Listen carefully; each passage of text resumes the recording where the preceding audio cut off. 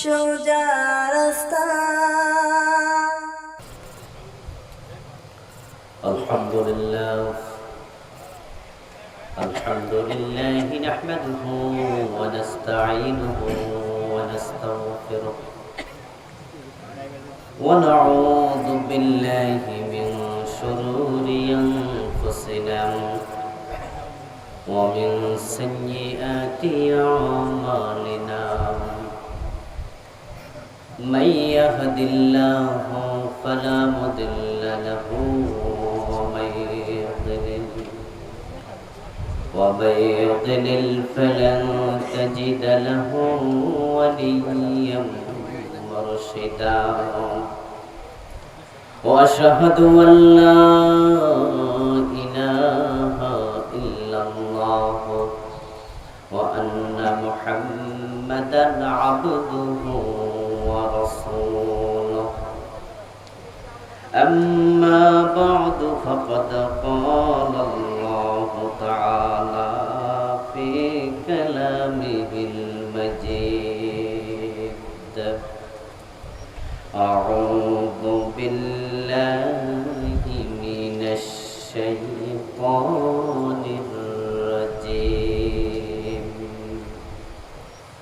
بسم الله الرحمن الرحيم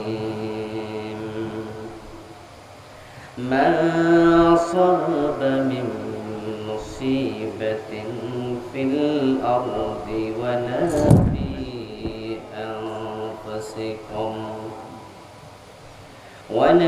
في أنفسكم إلا في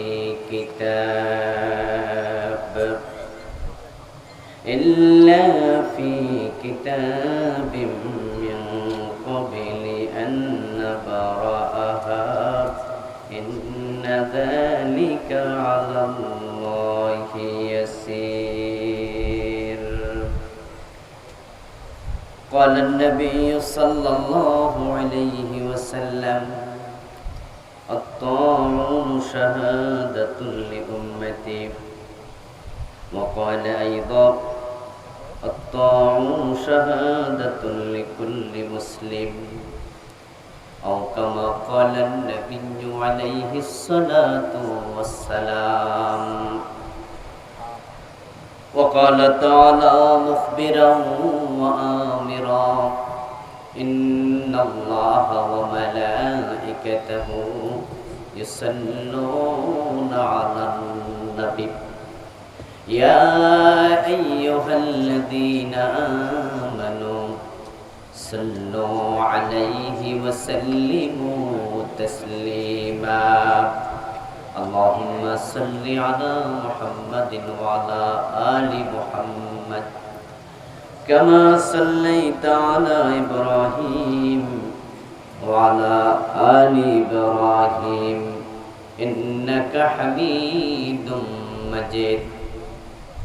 সকলে মহব্বতের সাথে পড়ুন আল্লাহুম্মা বারিক আলা মুহাম্মাদিন ওয়া আলা আলি মুহাম্মাদ কামা বারাকতা আলা ইব্রাহিম ওয়া আলা আলি ইব্রাহিম ইন্নাকা হামিদুম মাজিদ।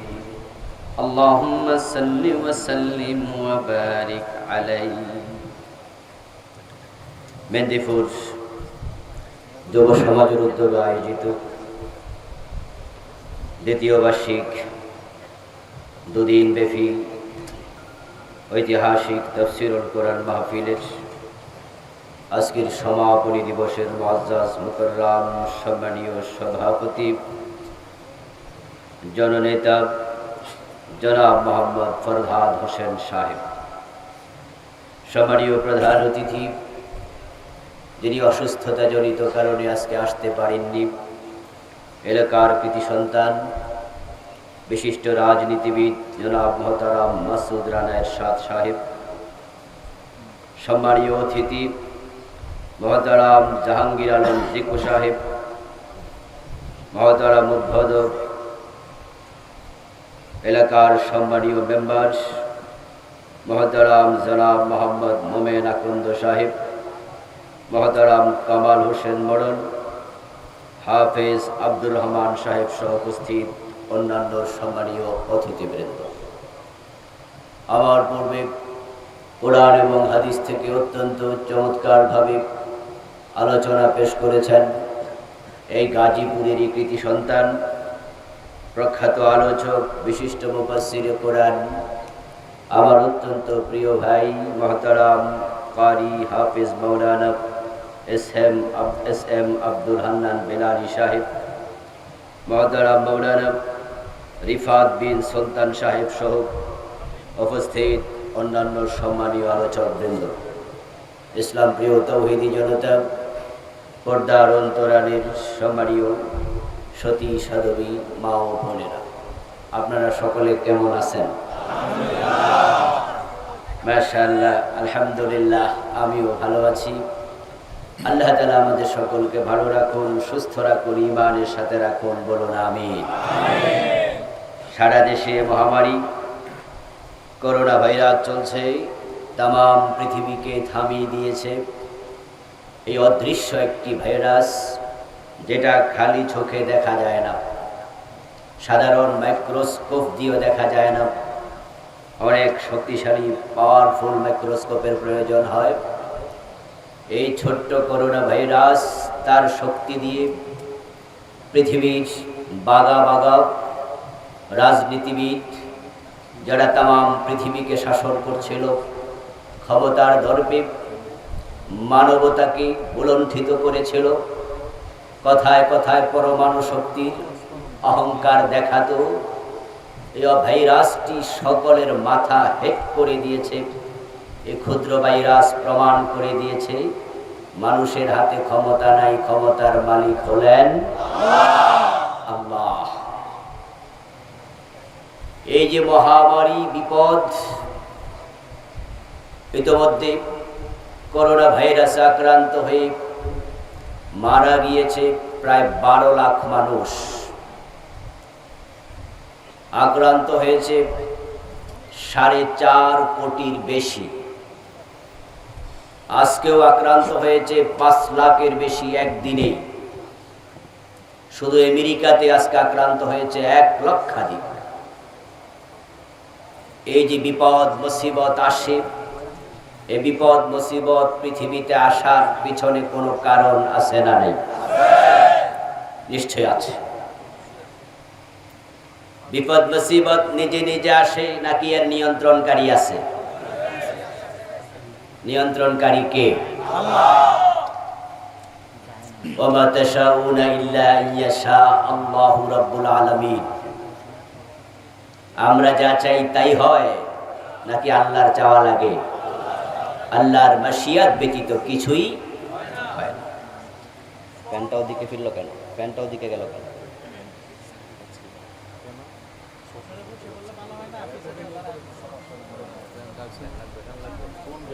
প্যান আমার দিকে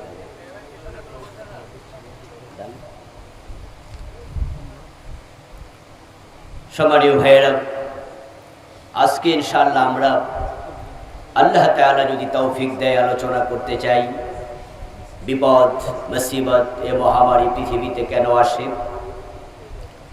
এবং এই যে আযাব গজব করোনা ভাইরাস তাম পৃথিবীকে থামিয়ে দিয়েছে, অর্থনৈতিক বিপর্যয় তৈরি হয়েছে, তার ক্ষতি থেকে আমরা কেউ মুক্ত নয়। আমরা যারা করোনা আক্রান্ত হইনি, আমরাও অর্থনৈতিকভাবে আক্রান্ত হয়েছি, ঠিক না? করোনা ভাইরাসের কারণে মাহফিলগুলো অনুমতি পাচ্ছে না। আমি ধন্যবাদ জানাচ্ছি অত্র আসনের মাননীয় এমপি মহোদয়কে,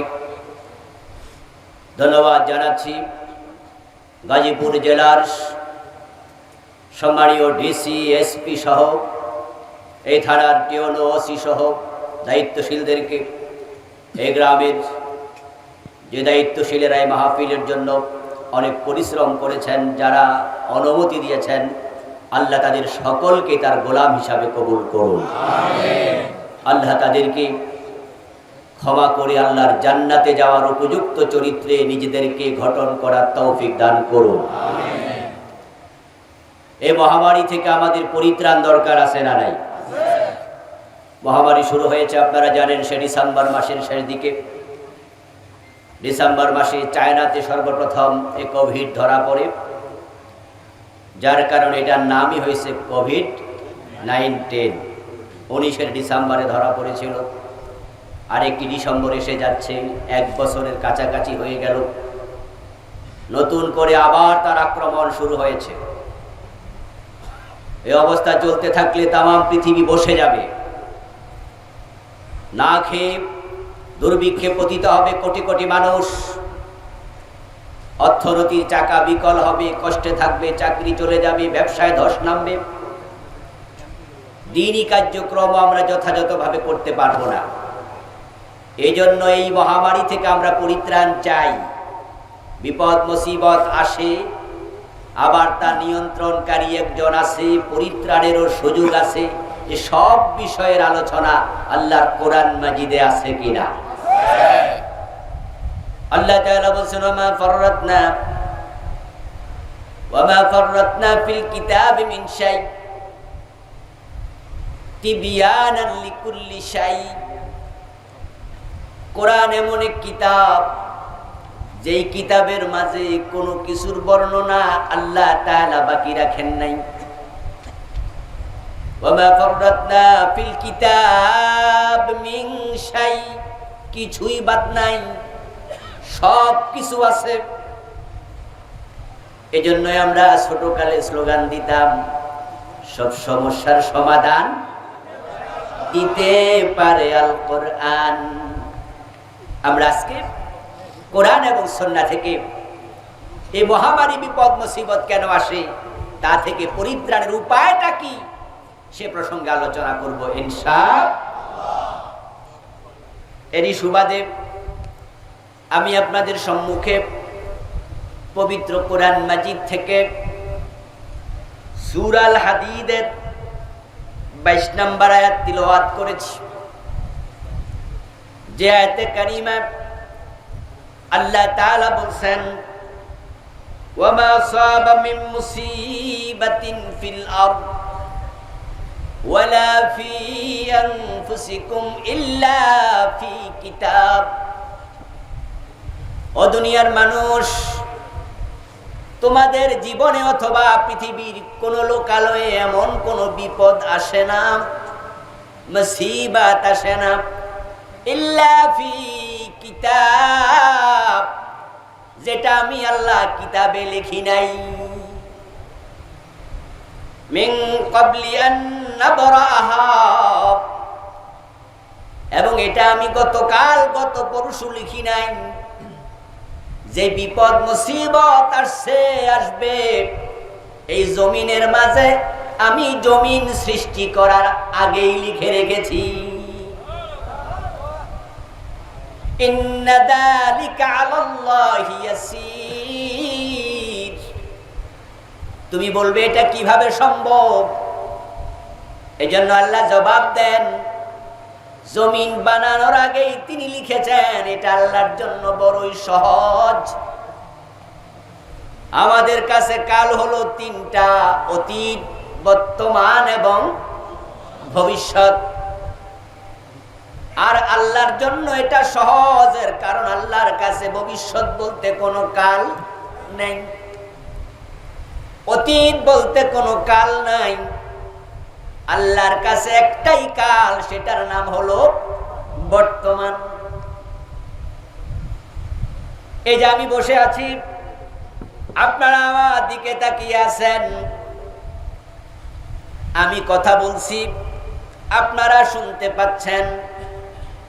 ঠিক আমি যা বলি সব শোনেন, কিভাবে বলছি তা দেখেন, কারণ আপনি বর্তমানে অবস্থান করছেন। ঠিক আল্লাহ তাআলার কাছে অতীত ভবিষ্যৎ বলতে কিছু নাই, সব বর্তমান। তাই কখন কি ঘটবে আল্লাহ সবকিছু সমানভাবে জানেন। সুবহানাল্লাহ। এটা আল্লাহর ইলমে আজলি, তিনি সব জানেন। যে বিপদ করোনা ভাইরাস আজকে আমাদেরকে অ্যাটাক করলো, এই বিপদ মুসিবত গুলো কেন আসে? আল্লাহ বলেন আমি লিখেছি। কেন তিনি লিখলেন? এর কারণ আল্লাহ পাক রব্বুল আলামিন কোরআন মাজিদে বলছেন, فَأَخَذْنَاهُمْ بِالْبَأْسَاءِ وَالضَّرَّاءِ لَعَلَّهُمْ يَتَضَرَّعُونَ। আল্লাহ তাআলা বলছেন, এই মানুষগুলোকে আমি বিপদ এবং মুসিবত মাঝে মাঝে দেই, তারা যেন বিনয়ী হয়। সুবহানাল্লাহ। যার বিপদ নাই, মুসিবত নাই, জ্বর নাই, কাশ নাই, সর্দি নাই, কোন রকমের বিপদ জীবনে স্পর্শ করে না, ওই ব্যক্তি অহংকারী হয়ে যাওয়ার সম্ভাবনা আছে না নাই? মানুষ যখন বিপদে পড়ে তখন আল্লাহর কথা মানুষ বেশি স্মরণ করে। যদি কোন নাস্তিক টেকনাফে গিয়ে সেন্ট মার্টিন সফরে যাওয়ার উদ্দেশ্যে লঞ্চে চড়ে, যারা টেকনাফ থেকে সেন্ট মার্টিন গিয়েছেন তারা জানেন, লঞ্চ যখন সামনে আগায় ডান পাশে কিছু পাহাড় পড়তে থাকে, বাম পাশে মায়ানমার দেখা যায়। 1 ঘন্টা 1.5 ঘন্টা পথ অতিক্রম করার পরে বঙ্গোপসাগরের এমন পয়েন্টে লঞ্চ গিয়ে পৌঁছে, যেখানে যাওয়ার পরে ডানে বামে সামনে পিছনে পানি ছাড়া আর কিছুই দেখা যায় না। এমন জায়গায় যাওয়ার পরে যদি হঠাৎ করে ঘূর্ণিঝড় শুরু হয়, লঞ্চের যিনি সারেং ড্রাইভার, তিনি যদি হ্যান্ডমাইক নিয়ে ঘোষণা করেন, ও লঞ্চের যাত্রী ভাইরা, ঘূর্ণিঝড়ে লঞ্চ কন্ট্রোল করা সম্ভব নয়, 15 ফিট 20 ফিট উঁচু হয়ে ঢেউ আসছে, যেই কোনো মুহূর্তে লঞ্চটা ডুবে যেতে পারে। যারা সাঁতার জানেন, সাঁতার জানার জন্য জানেন, যারা প্রস্তুতি নিন সাঁতার কাটার জন্য।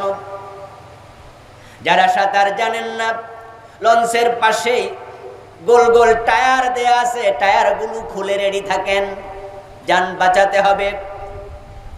এই অবস্থায় যদি কোনো নাস্তিক লঞ্চে থাকে, লঞ্চ যখন এদিক সেদিক চরম ভাবে দুলতে থাকে, ওই নাস্তিকের মনেও বাঁচাও বাঁচাও কেউ যদি বাঁচাতো, মানুষ যখন আল্লাহ বলে চিৎকার দেয়, তাদের সাথে নাস্তিকটাও চিৎকার দেয়া শুরু করে দেবে। ওই বিপদের সময় নাস্তিক আস্তিক হয়ে যায়। আমার ভাইয়েরা, আল্লাহ পাক রব্বুল আলামিন মানুষকে বিপদ মুসিবত দিয়ে মাঝে মাঝে ক্রান্ত করেন, লাআল্লাহুম ইয়াতাদাররাউন, যেন মানুষগুলো বিনয়ী হয়। আল্লাহ তাআলা আমাদেরকে বানিয়েছেন তার গোলামির জন্য, আনুগত্যের জন্য, কিন্তু মানুষ আল্লাহর আনুগত্যের সীমার বাহিরে চলে যায়। আপনি দেখবেন, গরিব যদি ধনী হয়ে যায়, টাকা যত বাড়ে অধিকাংশ গরিবের অহংকারও তত বাড়ে। আত্মীয় স্বজন চেনে না, বন্ধু বান্ধব চেনে না। একসময় রিক্সা চালাতো, আজকে পাজারো জিপ। ওই রিক্সাওয়ালার পাজারো জিপের পাশে যদি কোনো গরিব গিয়ে ভিক্ষা চায়, হাত দিয়ে ইশারা দেয়, গ্লাসে হাত দিস না, গ্লাস ময়লা হবে। আত্মীয় স্বজন গরিবেরা যদি ঢাকায় তার অফিসে যায়, পরিচয় দিতে চায় না, সিসি ক্যামেরা দিয়ে দেখতে পায়, দারোয়ানকে বলে দেয় ওই লুঙ্গিওয়ালাকে ভিতরে ঢুকতে দিস না। ক্ষমতা পাওয়ার পর মানুষ অহংকারী হয়ে যায়, অর্থ পাওয়ার পর অহংকারী হয়ে যায়। যখন কিছু মানুষ ক্ষমতার বাহুদুরিতে দম্ভ অহংকার শুরু করে, এক পর্যায়ে তারা আল্লাহকে ভুলে যায়। তাই তো বেশি ক্ষমতা পাইয়া ফেরাউন এক পর্যায়ে নিজকে খোদা দাবি করেছে, ক্ষমতার কারণে করেছে। মূসা আলাইহিস সালাম যখন আল্লাহর কথা বললেন, ফেরাউন তখন বলল, ও হামান, একটা বড় বিল্ডিং বানা, ওই বিল্ডিং এর ছাদে উঠে আমি মূসার খোদাকে দেখতে চাই। তামাশা করে, টিটকারি করে এক পর্যায়ে অহংকার করে দাবি করে বসলো, আনা রাব্বুকুমুল আলা, কোথায় খোদা, আমি তো তোমাদের সবচেয়ে বড় খোদা। ক্ষমতা পাওয়ার পরে নমরুদ এক পর্যায়ে হযরত ইব্রাহিমের সাথে ঝগড়া শুরু করে দিল রুবুবিয়ত নিয়ে। ইব্রাহিম আলাইহিস সালাম বলেন, আমার রবের উপরে ঈমান আনো। নমরুদ প্রশ্ন করলো, রব আবার কে? রব তো আমি নিজেই। আলম তারা ইলাল্লাযী হাজ্জা ইব্রাহিম ফি রাব্বিহি আন আতাহুল্লাহুল মুলক। আল্লাহ তাআলা বলেন, ও নবী মুহাম্মদ সাল্লাল্লাহু আলাইহি ওয়াসাল্লাম, আপনি কি লক্ষ্য করেননি ওই ব্যক্তির উপরে যাকে তার রব ক্ষমতা দিয়েছিল? আনাতাহুল্লাহুল মুলক, ক্ষমতা দেয় কে? আল্লাহ। ওই ব্যক্তি ক্ষমতা পায়া ইব্রাহিমের সাথে রুবুবিয়ত নিয়ে ঝগড়া শুরু করল। হাজ্জা ইব্রাহিম ফি রাব্বিহি। ইব্রাহিম আলাইহিস সালাম বললেন, না, তুমি রব হতে পারো না। রব্বিয়াল্লাযী ইউহয়ী ওয়া ইউমীত, আমার রব তো তিনি জীবন এবং মৃত্যুর মালিক। ফেরাউন ক্ষমতা পাইয়া এতটা অহংকারী হলো, নমরুদ ক্ষমতা পাইয়া এতটা অহংকারী হলো, সে আবার দাবি করে বসলো, আনা উহয়ী ওয়া উমীত, জীবন এবং মৃত্যুর মালিক হলে যদি রব হয়, তাহলে আমি নমরুদ, আমি তো জীবন মৃত্যুর মালিক। ইব্রাহিম আলাইহিস সালাম বিশ্বাস করেন না। চেহারার দিকে তাকায়া নমরুদ বুঝতে পেরেছে, চেহারা মানুষের মনের আয়না। মনে যদি রাগ আসে চেহারার মাঝে প্রকাশ পায়, পায় কিনা? আবার মনে যদি আনন্দ আসে সেটাও চেহারার মাঝে প্রকাশ। চেহারা হলো মনের আয়না। নমরুদ বলে, আমি রব, আমি জীবন মৃত্যুর মালিক। ইব্রাহিম আলাইহিস সালাম যেটা বিশ্বাস করেন নাই, চেহারার দিকে তাকায়া বুঝছে। নমরুদ বলে, ভাতিজা, তোমার কি বিশ্বাস হয় না? তাহলে আমি বিশ্বাস করাচ্ছি, শোনো। কারাগার থেকে দুজন কয়েদি নিয়ে আসা অর্ডার করলো। নমরুদ হাতে তরবারি নিল। ইব্রাহিম আলাইহিস সালাম দাঁড়িয়ে আছেন। পুলিশের কোন সদস্য দুইজন কয়েদিকে ধরে নমরুদের সামনে হাজির করার সাথে সাথে নমরুদ তলোয়ার দিয়ে একজনের গর্দান মাথা থেকে সরাইয়া দিল। দেহ থেকে গর্দান আলাদা, মাথা আলাদা করে ফেললো। কোনো বিচার নাই, আর্গুমেন্ট নাই, উকিল নাই, ব্যারিস্টার নাই, বিনা বিচারে একজন জবাই করে দিল। পাশের জনের দিকে ইশারা করে বলল, তুমি আর কারাগারে যাওয়া দরকার নাই, যাও, তোমাকে ছেড়ে দিলাম, বাড়ি চলে যাও, তোমাকে বেকসুর খালাস দিলাম। এবার ইব্রাহিম নবীর দিকে তাকায় নমরুদ বলে, ইব্রাহিম, দেখলা কেমনে একজনকে মারলাম, কেমনে একজনকে ছাড়লাম।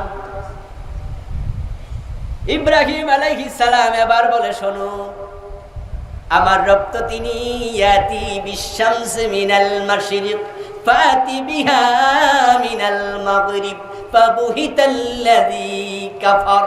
আওয়াজ দিয়ে বলেন সুবহানাল্লাহ। তুমি যদি রব হওয়ার এতই খায়েশ তোমার হয়, এতই শখ তোমার জাগে, তাহলে আমি ইব্রাহিম বলছি, আমার রব তো তিনি যিনি প্রতিদিন সকাল বেলায় পূর্ব দিক থেকে সূর্য উদিত করেন। তুমি যদি রব হও, ক্ষমতা তোমার এতই থাকে, ওই সূর্যটাকে পশ্চিম দিক থেকে উদিত করে দেখাও। ফাবুহিতাল্লাযী কাফার। আল্লাহ তাআলা বলেন, এবার নমরুদ মাথা নত করে ফেলল। ওই কাফের মাথা নত করে বলে, এটা করার ক্ষমতা আমার নেই। তাহলে মানুষ কখনো কখনো ক্ষমতা পেয়ে অহংকারী হয়ে যায়, এই কথা সত্য কিনা?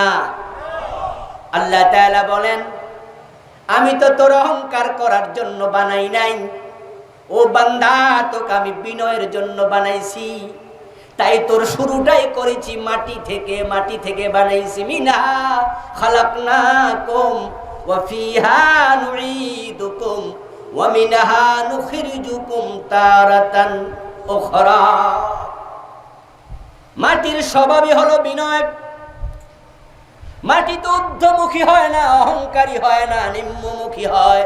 তাই মাটি এক মুষ্টি হাতে নিয়া ছেড়ে দেবেন, মাটিটা নিচের দিকে যাবে। মাটির মাঝে আঘাত করবেন, সে বিনয়ী হয়ে জায়গা করে দেবে, প্রতিবাদ করবে। ওই মাটি থেকে বান্দা তোরে বানাইছি বিনয়ের জন্য। এই জন্যই তো মুমিনের জন্য নামাজ বাধ্যতামূলক ইবাদত। নামাজ যখন মুমিন পড়ে তখন তার বিনয় প্রকাশ হয়। দেহের সর্বশ্রেষ্ঠ সবচেয়ে সম্মানীয় অঙ্গ মাথা আল্লাহর কদমে লুটিয়ে দিতে হয়। নামাজ হচ্ছে বিনয়ের সর্বশ্রেষ্ঠ জায়গা।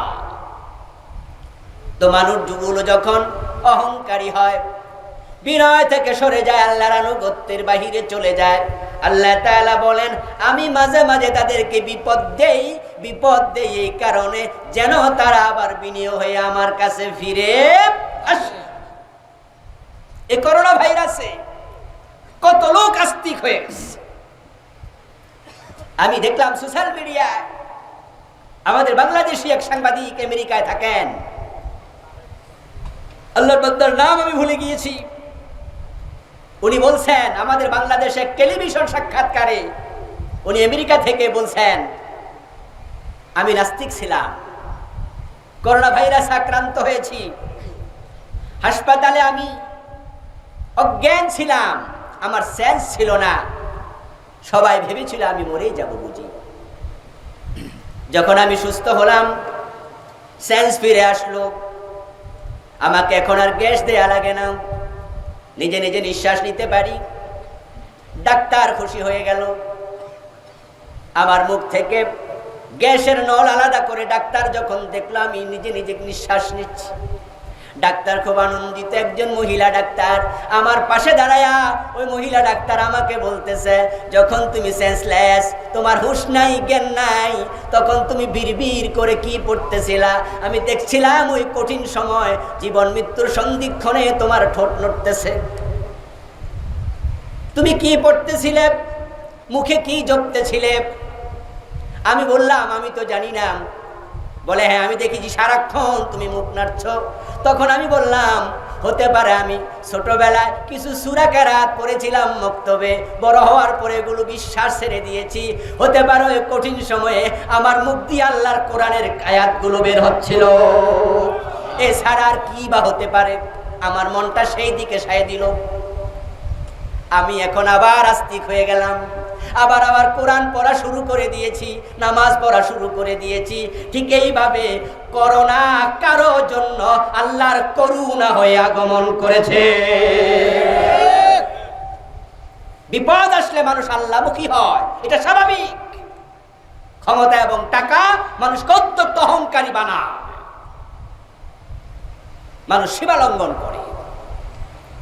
আল্লাহ পাক রব্বুল আলামিন চান না আমাদেরকে ধ্বংস করতে, তাই তিনি ছোট ছোট বিপদগুলো দেন, দিয়ে তিনি আমাদেরকে ইশারা দেন এর চেয়ে বড় বিপদ দেওয়ার ক্ষমতা আল্লাহর আছে না নাই? এই যে আজকে তুরস্কে আপনারা দেখেছেন ভূমিকম্প হয়েছে 6.something, অনেকগুলো বিল্ডিং ধসে গিয়েছে, অনেক মানুষ মারা গিয়েছে। এই জাতীয় ভূমিকম্প বাংলাদেশও মাঝে মাঝে, কথা বলেন না, হয় কিনা? হয়। ভূমিকম্প, ভূমি মানে কি? জমিন, যেখানে বসে আছেন। কম্প মানে নড়াচড়া করা। ভূমিকম্প মানে জমিন নড়ে। এই জমিন নাড়ায়া জমিনের মালিক আমাদেরকে বুঝায়। তোমরা যে বলো জমিন আমার, এটা কার? আমার। ওটা কার? আমার। বাড়ি কার? আমার। গাড়ি কার? আমার। মানুষ ইশারা দিয়ে কয় চোখে যতটুকু দেখা যায় ওই পরিমাণ জমি আমার। আল্লাহ জমিন নাড়ায়া বুঝায় জমিন তোর না, তোর যদি হতো তুই নাড়া দেখি, তুই তো সামান্য জমিনও নাড়াতে পারবি না। জমিনের মালিক আমি আল্লাহ, তা চাইলে পুরা জমিনকে একসাথে নাড়ায়া দিতে পারি।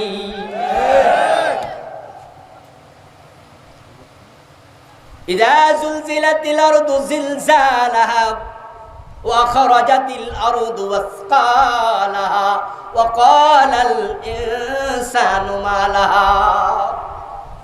আরেকটা বড় ভূমিকম্প হবে, জালজালা হবে। ওই জালজালার নাম হলো কিয়ামত।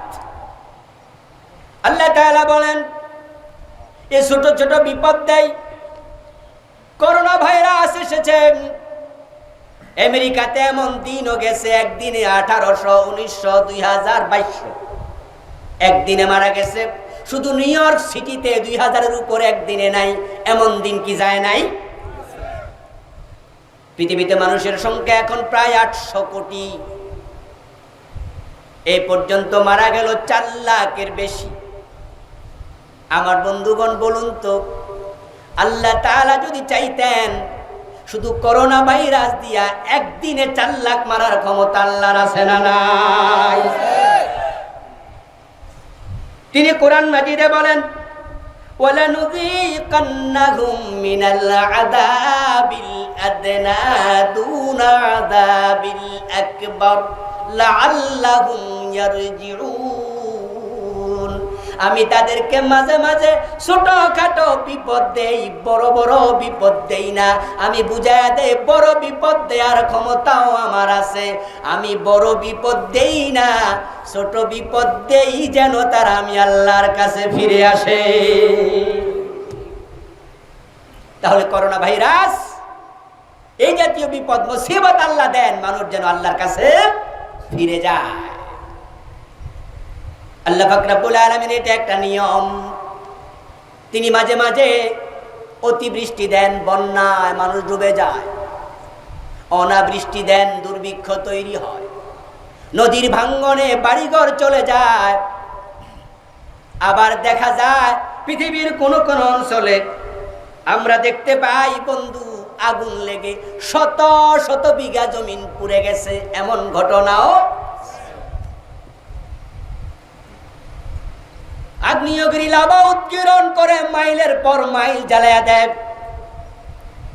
শত শত বাড়িঘর নিয়ে নদীতে তলিয়ে যায়, নদী ভাঙ্গনে। হঠাৎ করে আপনজন মরে যায়, ব্যবসা ধস নেমে যায়। বিশাল লঞ্চে করে বিদেশ থেকে মাল আসছিল, হাজার হাজার কোটি টাকার মাল, সব নিয়ে লঞ্চটা সাগরে ডুবে যায়, এমন ঘটনাও। অতিবৃষ্টি, অনাবৃষ্টি, খরা, দুর্ভিক্ষ, মহামারী, কলেরা, টাইফয়েড, সোয়াইন ফ্লু, এই জাতীয় বিপদ মুসিবত আল্লাহ তাআলা মাঝে মাঝে দেন। এটা তার সিস্টেম, এটা অভ্যাস। এই ধাক্কাগুলো দিয়ে তিনি আমাদেরকে বুঝান ক্ষমতার মালিক তোমরা না, ক্ষমতার মালিক হলেন আল্লাহ। আপনারা দেখেছেন ইতালির প্রধানমন্ত্রী, তিনি আকাশের দিকে মাথা তুলে বলেছেন আমাদের যা করার চেষ্টা আমরা সব করেছি, এখন বাকি দায় দায়িত্ব আকাশের মালিক, আকাশওয়ালার, আমাদের আর কিচ্ছু করার। অথচ ইউরোপের দেশগুলো, আমেরিকার দেশগুলো এত অহংকার করত। তারা ভাবতো দুনিয়াতে তারা যা চা তাই করতে পারে, ক্ষমতার অভাব নাই। কিন্তু আল্লাহ দেখিয়ে দিয়েছেন ছোট্ট একটি ভাইরাসের সাথে পেরে উঠবা, ওই ক্ষমতাও তোমাদের। এটা এসে যায় বিপদ মুসিবত আল্লাহর সিস্টেমের কারণে। এই জাতীয় বিপদ মুসিবত আমাদের জীবনও আসে। আপনাদের জেনে রাখা লাগবে, একটা বিপদ আল্লাহর অনুমতি ছাড়া আসে না। ঘর থেকে বের হয়েছেন হোঁচট খেয়ে, সিঁড়ি থেকে পড়ে পা ভেঙে গেছে, এমন ঘটনা হয় না? রাস্তায় বের হয়েছেন, রাস্তার পাশ দিয়ে হেঁটে যাবেন, রাস্তার পাশে দাঁড়িয়ে আছেন, পিছন থেকে গাড়ি ধাক্কা দিয়েছে, জায়গায় মরে গেছে। আপনাদের গাজীপুরের কৃতি সন্তান, কালীগঞ্জের অধিবাসী মাওলানা আব্দুস সাত্তার, মনে আছে? রাস্তার পাশে দাঁড়িয়েছিলেন, একটি গাড়ি এসে তাকে ধাক্কা দিল। কয়েকদিন হাসপাতালে ছিলেন, তারপর ইন্তেকাল করলেন। প্রিয় ভাই মাওলানা, নাকি ভুল বলেছি না? আব্দুস সাত্তার হোসাইনি, বন্ধু মানুষ, আমাদের হান্নান ভাইয়ের প্রিয়জন, আমারও প্রিয়জন। আজকে হাজারো জনতাকে নিয়ে আল্লাহর কাছে দোয়া করি, আল্লাহ আমার প্রিয় ভাই আব্দুস সাত্তারকে জান্নাতের মেহমান বানায়া দাও। রাস্তার পাশে দাঁড়িয়ে আছেন, গাড়ি চাপা দিয়েছে, উনি চলে গেলেন, হোঁচটকে পরে পা ভেঙে ফেললেন। আমার ভাই, আরো কত বিপদ হয়। ঘরে গ্যাস সিলিন্ডার বিস্ফোরণ, 5-7জন আগুনে দগ্ধ হয়ে গেছে, এমন ঘটনাও। আল্লাহ পাক রব্বুল আলামিন বলছেন, মা সাবা মিন মুসিবাতিন ইল্লা বিইذনিল্লাহ। ও দুনিয়ার মানুষ শোনো, আল্লাহর অনুমতি ছাড়া কোনো বিপদ আসে। এই জন্য যে বিপদ এসেছে আপনাকে বুঝে নিতে হবে, এটা আল্লাহ লিখেছেন জমিন বানানোর আগে। এই বিপদটা নিজে নিজে আসে নাই, আসার ক্ষমতা তার নাই, এসেছে আল্লাহর অনুমতি নিয়ে। এখন আপনাকে ব্যাখ্যা করতে হবে বিপদটা আসলো কেন। এখানে দুটি কারণ, একটা হতে পারে আপনার জন্য পরীক্ষা, অথবা হতে পারে আপনার কৃতকর্মের ফলাফল। এটা আল্লাহর গজব। কথা বোঝেন? এই করোনা ভাইরাসে কত মুমিন, মুসল্লি, নামাজি, হাজি গাজিও মারা গেছে, যায় নাই? আবার এই করোনা ভাইরাসে নাস্তিক, বেনামাজি, কাফেরও মারা গেছে। আমার বন্ধু, 2 জনের জন্য একই কারণে করোনা আসে নাই, আল্লাহর পক্ষ থেকে অনুমতি নিয়ে এসেছে। কারো জন্য পরীক্ষা, কারো জন্য গজব।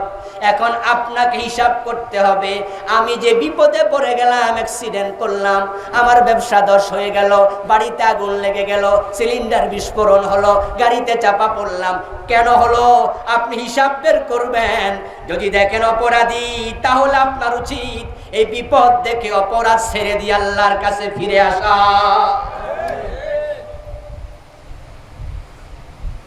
যখন ছোটখাটো বিপদ দিলে মানুষ আল্লাহমুখী না হয়, এক পর্যায়ে আল্লাহ পাক রব্বুল আলামিন তাকে আরো বড় বিপদে ফেলে দেন। এটা আল্লাহর সিদ্ধান্ত। বিপদ আসার দ্বিতীয় কারণ হবে, আমরা এই জমিনে বিপদ আসার মতো পরিবেশ নিজেরাই তৈরি করছি। কোরআনে আল্লাহ বলেন, যহারাল ফাসাদু ফিল বাররি ওয়াল বাহরি বিমা কাসাবাত আইদিন নাস। জমিনে, স্থলে এবং জলে যত বিপর্যয় দেখো তোমরা, আল্লাহর বক্তব্য হলো এই বিপর্যয়গুলো তোমাদের নিজের হাতের কামাই। এই জমিনে বিপদ আল্লাহ তাআলা বলেন আমি কেন দেই? দেয়ার কারণ শোনো, ওয়ালাকাদ হালাকনাল কুরুনা মিন ক্বাবলিকুম লাম্মা যালামু। 4 লাখ আমি ধ্বংস করলাম করোনা দিয়ে। তোমরা যদি তাওবা করে ফিরে না আসো, অপরাধ কমায়া না দাও, জুলুম করতে থাকো, 4 লাখের জায়গায় 4 কোটি, 4 কোটির জায়গায় 10 কোটি, 100 কোটি, 200 কোটি, আমি আল্লাহ যদি চাই এই করোনা দিয়া 800 কোটি মানুষকে মারার ক্ষমতা আল্লাহর আছে না নাই? বাঁচার কোনো সুযোগ থাকবে না যদি আল্লাহ চান। আমাদের বাংলাদেশের কত ক্ষমতাওয়ালারা করোনায় মারা গেছে, মারা যায় নাই? আমাদের বর্তমান মন্ত্রী, সাবেক মন্ত্রী, বাংলাদেশের বর্তমানে সবচেয়ে ধনী পরিবার এস আলম গ্রুপ, নাম শুনেছেন? অনেকগুলো ব্যাংক তাদের নিয়ন্ত্রণে। সবচেয়ে বড় ব্যবসায়ী প্রতিষ্ঠান এস আলম গ্রুপের কর্ণধার, ওনাদের পরিবারের একজন ভাই করোনা আক্রান্ত হলেন। চাইলেই একটা এয়ার অ্যাম্বুলেন্স নিয়ে যেই কোনো সময় পৃথিবীর বড় যে কোনো হাসপাতালে যাওয়ার ক্ষমতা অর্থনৈতিকভাবে তাদের ছিল, কিন্তু এমন সময় আক্রান্ত হয়েছে তামাম পৃথিবী, লকডাউন, কোথাও যাওয়ার সুযোগটাও নাই। কোটি কোটি টাকা আছে, বাঁচার সুযোগ নেই।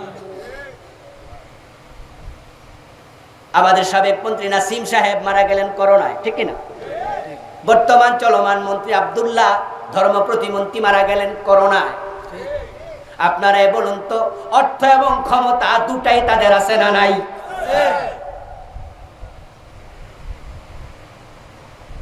আমেরিকার প্রেসিডেন্ট ডোনাল্ড ট্রাম্প করোনা আক্রান্ত হয়েছে।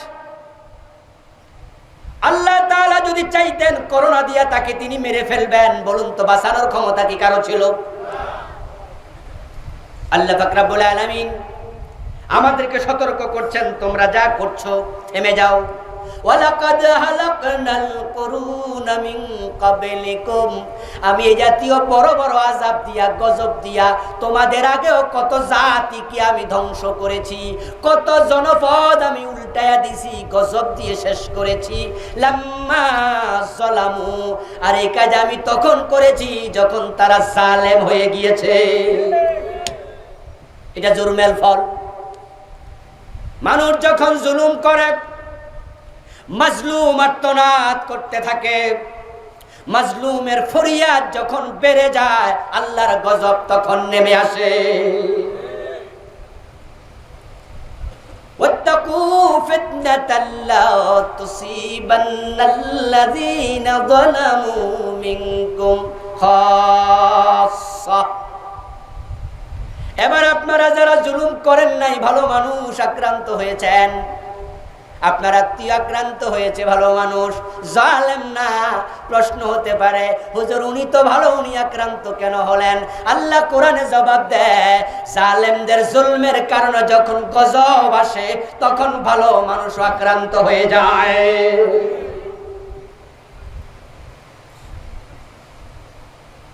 জুলুম যখন বেড়ে যায়, গজব তখন নেমে আসে। আজকের পৃথিবীতে জুলমের কোনো অভাব নাই। আমরা দেখেছি এই করোনার ৮-৯ মাসে ব্যক্তিগতভাবে আমি যে যোগ অঙ্ক কষেছি, হিসাব করেছি, আমি দেখেছি পৃথিবীতে যারা যত বড় জালেম তারা আক্রান্ত হয়েছে তত বেশি।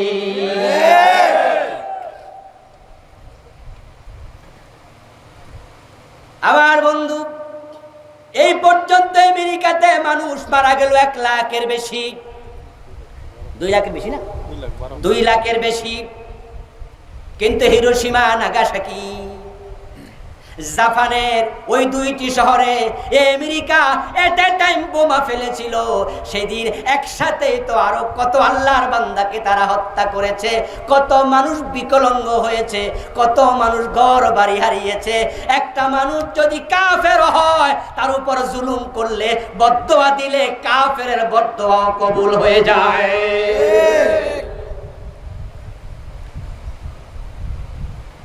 ইয়ামানে, সিরিয়া, বসনিয়া, সেসনিয়া, সোমালিয়া, কাশ্মীরে, আলজেরিয়া, ফিলিস্তিনে, আফগানিস্তান সহ তাকায়া দেখো মায়ানমারের দিকে প্রতিদিন কত বনি আদমকে তারা হত্যা করেছে। এই মানুষগুলো মানুষকে মানুষ মনে করে নাই, তারা কচুর মতো কেটেছে, পাখির মতো গুলি করেছে, বম্বিং করে হত্যা করেছে। যখন জুলুম বেড়ে যায়, আল্লাহর গজব নেমে আসে। করোনা তার বাস্তব নমুনা। আল্লাহ তাম পৃথিবীকে থামিয়ে দিয়েছে। মানুষ যেন তওবা করে, মানুষ যেন ফিরে আসে। আল্লাহ পাক রব্বুল আলামিন বলেন, ওয়া কাযালিকা নাযিল কওমাল মুজরিমিন। আমি জুলমের কারণে শুধু অতীতে গজব দেই নাই, ভবিষ্যতে সিস্টেম চালু থাকবে। যখন তোমরা জালেম হবে, আমার নতুন নতুন গজব এসে যাবে। আমার বন্ধু, কোভিড-19 করোনা ভাইরাস, আজ থেকে 10 মাস 11 মাস আগে এই ভাইরাসের নাম পৃথিবীর মানুষ জানতো না। কত বড় গজব! পৃথিবীতে বর্তমানে রাষ্ট্রের সংখ্যা 228টা, স্বাধীনতা পেয়েছে 195টা। 228টা রাষ্ট্রের মাঝে পৃথিবীর একটা রাষ্ট্র বাদ নাই যেখানে করোনা পৌঁছে নাই। যদি আপাত দৃষ্টিতে আমরা মনে করি করোনা একজনের গা থেকে আরেকজনের কাছে যায়, চিকিৎসা বিজ্ঞান সেটাই বলছে, আমরাও বিশ্বাস করছি। কিন্তু বন্ধু, করোনা ভাইরাস এক জায়গা থেকে আরেক জায়গায় যদি না যাইতো, তাহলে আপনি ভাবেন আপনার দেশে করোনা আসতো না? আমি বলি তোমার সাথে আমি একমত না। কারণ চায়নাতে প্রথম যখন করোনা ভাইরাস উৎপত্তি হয়, ওইটা আইছে কোত্থেকে? কথা কি বোঝেন?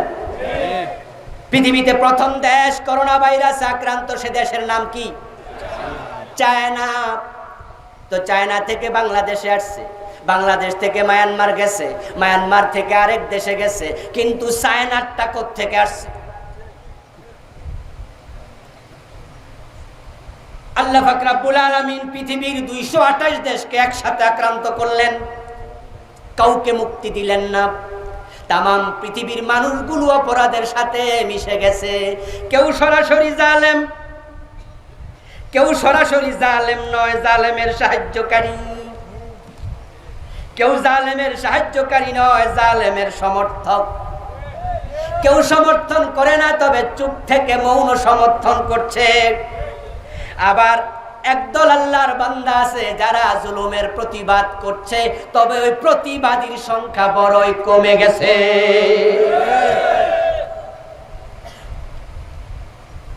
আর পৃথিবীর সবচেয়ে বেশি মাজলুম জনগোষ্ঠীর নাম হলো মুসলমান।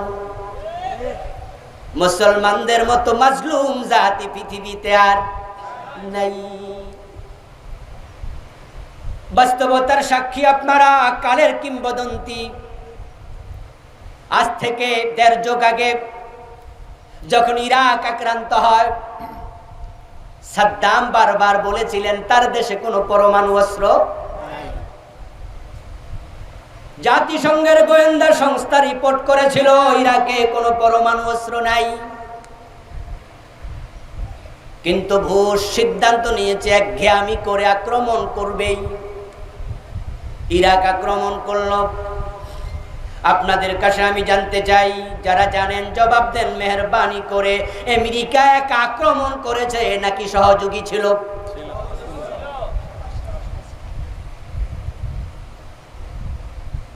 এই যে আমি এখানে বসে আছি, আমরা প্রোগ্রাম করতেছি কোন জায়গায় কোন জায়গায়, কোন মাহফিল কোন মাঠে। আমার বন্ধু স্যাটেলাইট থেকে এটা দেখা যায় না, কথা বলে দেখা যায় কিনা? গাড়িতে ওঠার পরে আপনার সামনের রাস্তা কোন দিকে বাঁক নিয়েছে, কোন দিকে কয়টা রাস্তা ঢুকছে, গাড়ির মাঝে বসে যদি আপনি জিপিএস চালু করে দেন, আজ থেকে এখান থেকে 5 মাইল পরে রাস্তা কোন দিকে গেছে এখানে বসে সেটাও দেখা যায়।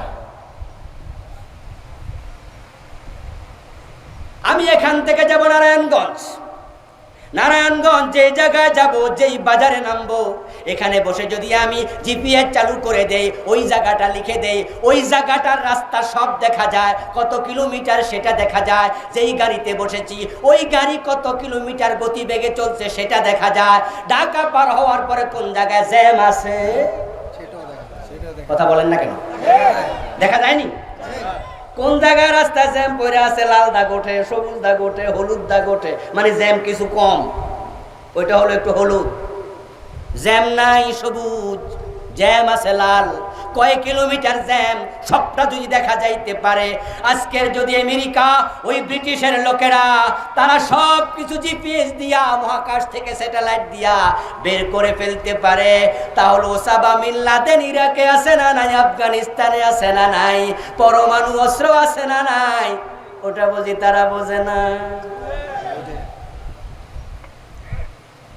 সাদ্দাম বারবার বলেছে তার দেশে পরমাণু অস্ত্র নাই, আফগানিস্তান বারবার বলেছে তার দেশে ওসামা বিন লাদেন নাই, কিন্তু আমেরিকা ছাড়লো না।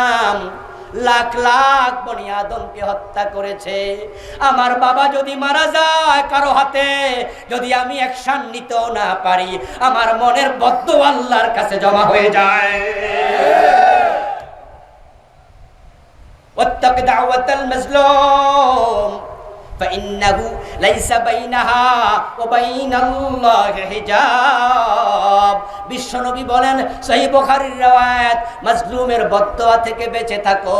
মাজলুমের বদদুয়া এবং আল্লাহর মাঝে কোনো পর্দা থাকে না। এইভাবে ইরাক শেষ করে দিল, হাজার হাজার ঘর বাড়িকে বিধ্বস্ত করলো, লাখ লাখ মুসলমান হত্যা করে। ইরাক দখল করার পরে আমেরিকা বোমা পাইছে কয়টা? পরমাণু অস্ত্র পায় নাই। আফগানিস্তান মেসাকার করার পর লাদেনকে পায় নাই, লাদেনকে পাইছে অনেক বছর পরে পাকিস্তানে, ঠিক কিনা? এই যে মায়ানমার লাখ লাখ মুসলমানকে তারা আজকে উদ্বাস্তু বানায় ছেড়ে দিল। আমাদের কক্সবাজার সীমান্তে 10 লাখের উপরে তারা এসেছে। আমি দুবার তাদের কাছে দেখতে গিয়েছিলাম, সামর্থ্যের আলোকে হাদিয়া তোহফা নিয়ে। এমন এক আল্লাহর বান্দার সাথে দেখা হয়েছিল, চিটাঙ্গা বাংলায় তারা কথা বলে, তারা বাংলাভাষী, চট্টগ্রামের আঞ্চলিক ভাষায় তারাও কথা বলে। ওই বুড়া মুরব্বী বলল, হুজুর লাইনে দাঁড়াতে লজ্জা পাই, ত্রাণের জন্য দাঁড়াই না, কিন্তু পেটের ক্ষুধায় দাঁড়াতে বাধ্য হই। যেই দেশে আমি ছিলাম আমার নিজের পার্সোনাল প্রাইভেট কার ছিল, বিশাল ব্যবসা প্রতিষ্ঠান, ব্যাংকে টাকা পয়সা জমানো ছিল। হঠাৎ আক্রান্ত হলাম, কোন রকমের জানটা লইয়া আপনাদের বাংলাদেশে এখন উদ্বাস্তু লাইনে দাঁড়ায় ভিক্ষা নেই। এই যে মায়ানমারের লোকেরা আমাদের মুসলমানদের উপর জুলুম করলো, আমেরিকা ইরাকের উপর জুলুম করলো, ব্রিটিশ আফগানিস্তানের উপর জুলুম করলো, এই দেশ ওই দেশের উপরে করলো। এবার আপনারা বলুন তো, ওই জুলুমগুলো দেখার পরে যারা চুপ করে আছে তারা মৌন সাপোর্টার হয়ে গেল কিনা? একদল জুলুম করে, আরেক দল সাথে সঙ্গী হইয়া সাহায্য করে, আরেক দল চুপ করে থেকে মৌন সাপোর্ট করে। আলটিমেটলি লাখ লাখ নয় কোটি কোটি মানুষ ওই জালেম হয়ে যায়। প্রতিবাদী অল্প কয়জন। জালেমদের অপরাধের কারণে যখন আযাব আসে তখন ভালো মানুষরাও বাঁচতে পারে না, তবে জালেমরা গজবে পড়ে জাহান্নামে যায়। আর যারা ভালো মানুষ তারা যদি গজবে পড়ে যায় আল্লাহ শাহাদাতের মর্যাদা দিয়ে দেয়।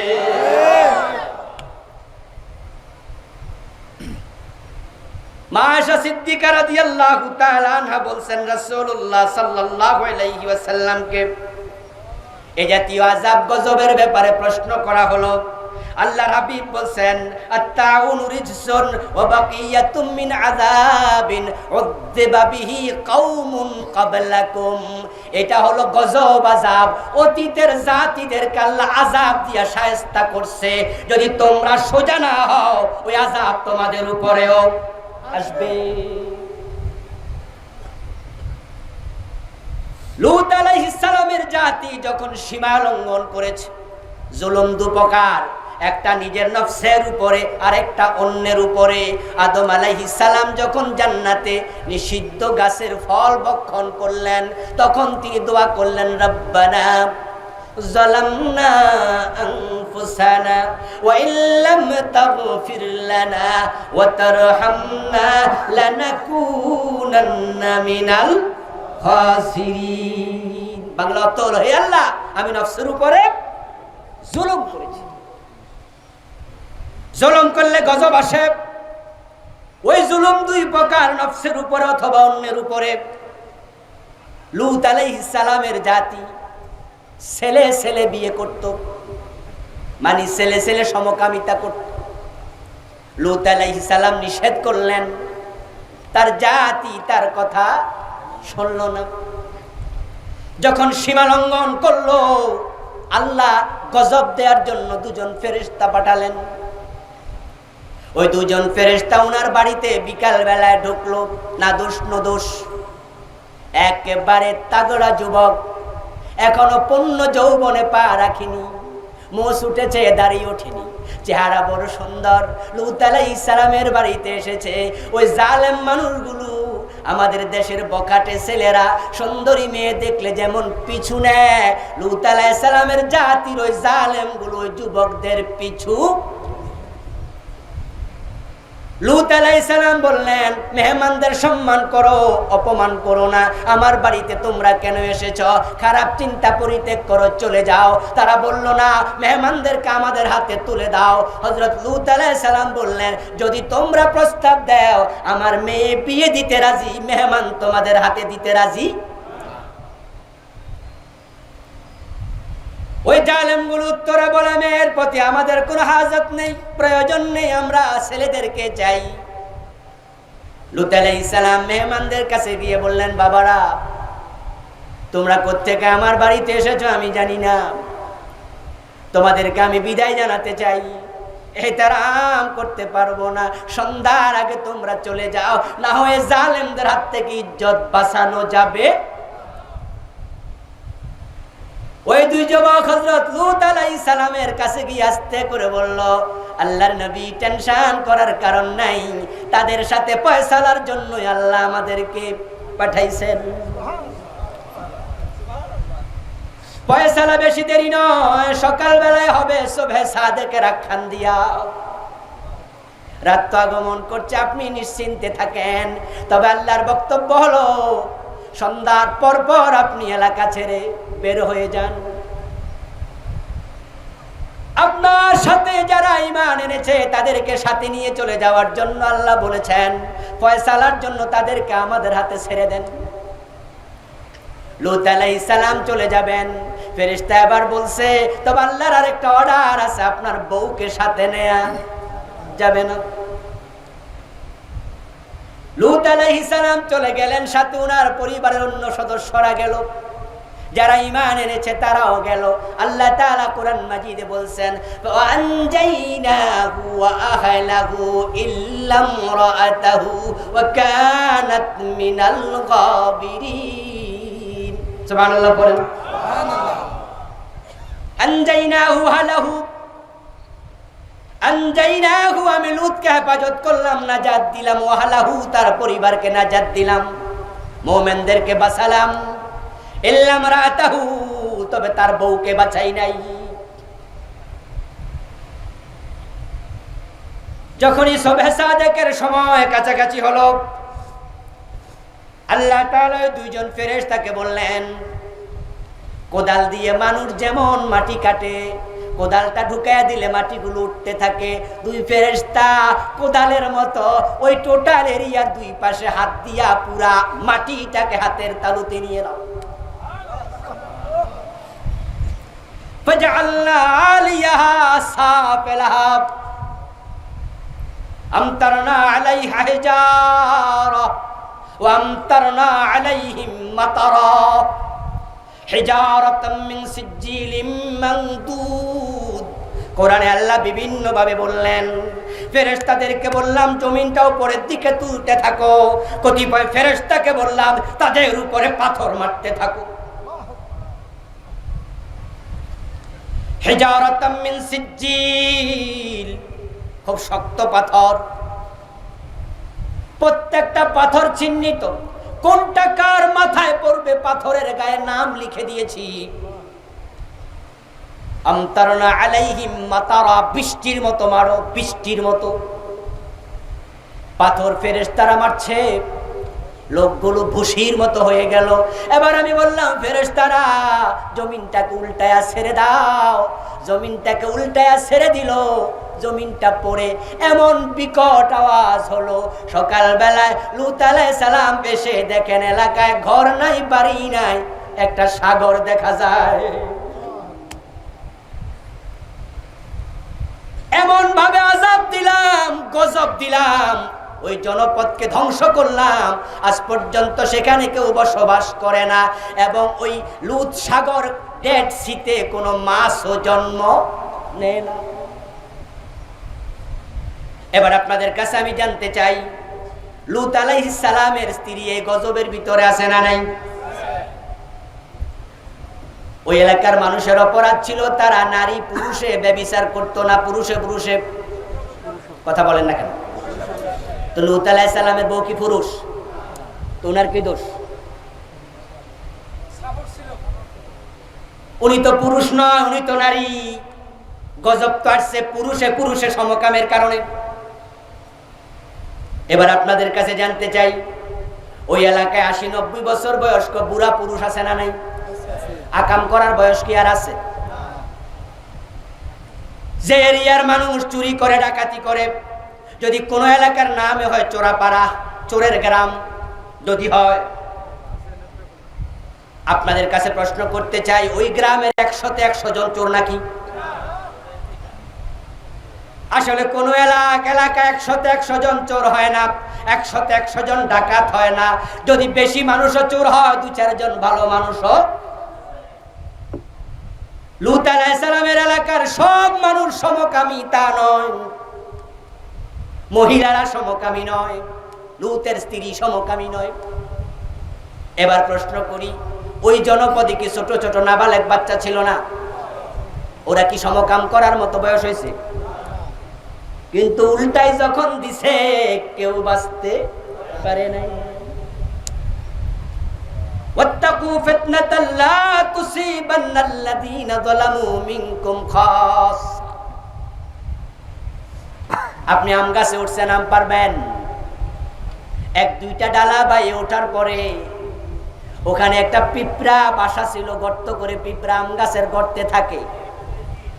যখনই আপনি উঠলেন গাছে, লাল লাল 10-15টা পিঁপড়া আপনার পা বেয়ে উঠতে শুরু করলো, 1টা 2টা 3টা কামড়ও মারলো। আপনি যদি ওই পিঁপড়ার কামড় থেকে নিজেকে বাঁচাতে চান, তাহলে আপনি মাইক্রোস্কোপ দিয়া টেলিস্কোপ দিয়া কে কামড়াইছে খুঁজে খুঁজে বাইর কইরা মারবেন, ঠিক না? যখনই পিঁপড়া গুলা গায়ে উঠবে, 2-1টা কামড় দেওয়ার সাথে সাথে আপনি দিবেন ডলা, যেটি এখনো কামড়ায় নাই ওইগুলো। আল্লাহ বলেন সবাই জালেম হবে না, কিন্তু জালেমরা যখন জুলুম করে, সীমা লঙ্ঘন করলে গজব আসবে। তাই তোমরা যারা ভালোবাসো চুপ থাকবে না, জালেমদের বিরুদ্ধে তোমাদের প্রতিবাদ করা লাগবে।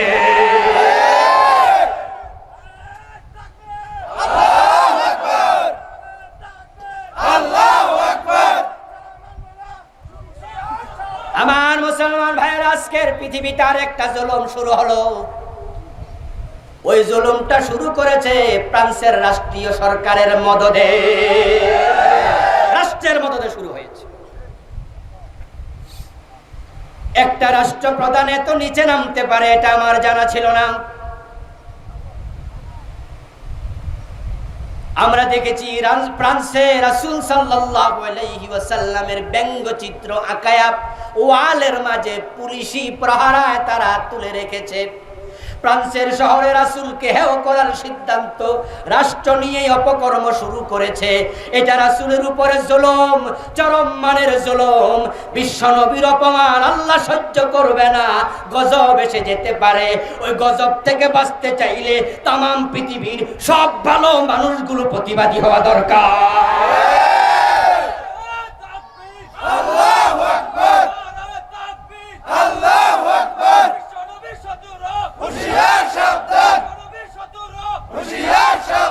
আমার ভাইয়েরা, কারো সেন্টিমেন্টে আঘাত দেওয়ার নাম বাক স্বাধীনতা হতে পারে না। কারো ধর্মীয় অনুভূতিতে আঘাত দেওয়ার নাম বাক স্বাধীনতা হতে পারে না।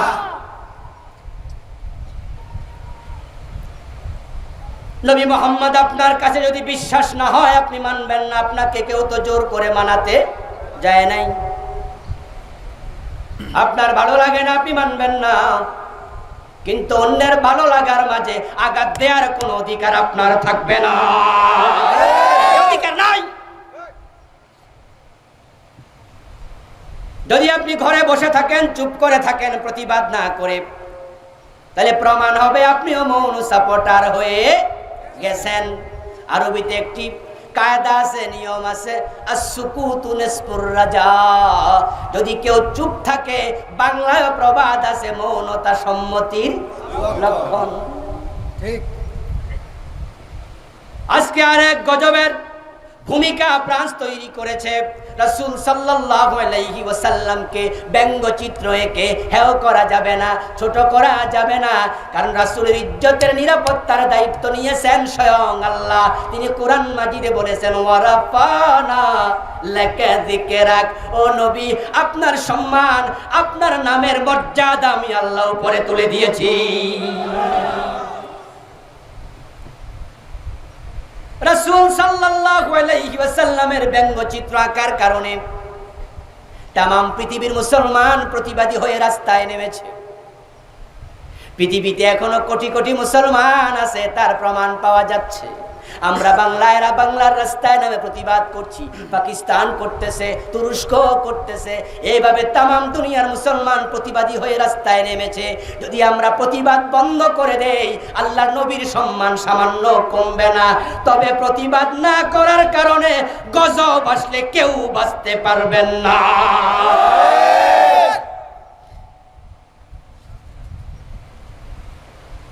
আমরা আজকের মাহফিল থেকে তামাম পৃথিবীর মুসলমানদের উদাত্ত আহ্বান জানাতে চাই। একটা রাষ্ট্রের মেরুদণ্ড হলো তার অর্থনীতি, ঠিক না? ফ্রান্সের যে পণ্যগুলো আছে আমরা বয়কট করতে চাই।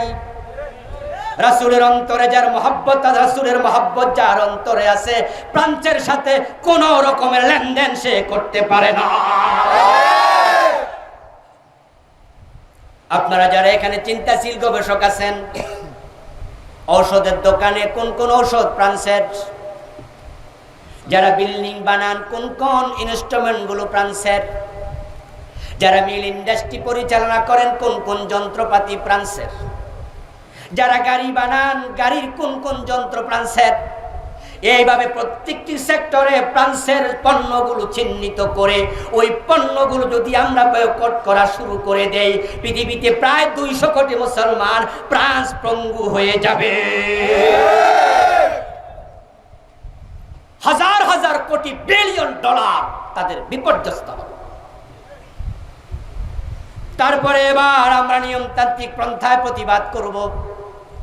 আযাব গজব থেকে বাঁচতে হলে আমাদেরকে অন্যায়ের প্রতিবাদ করতেই।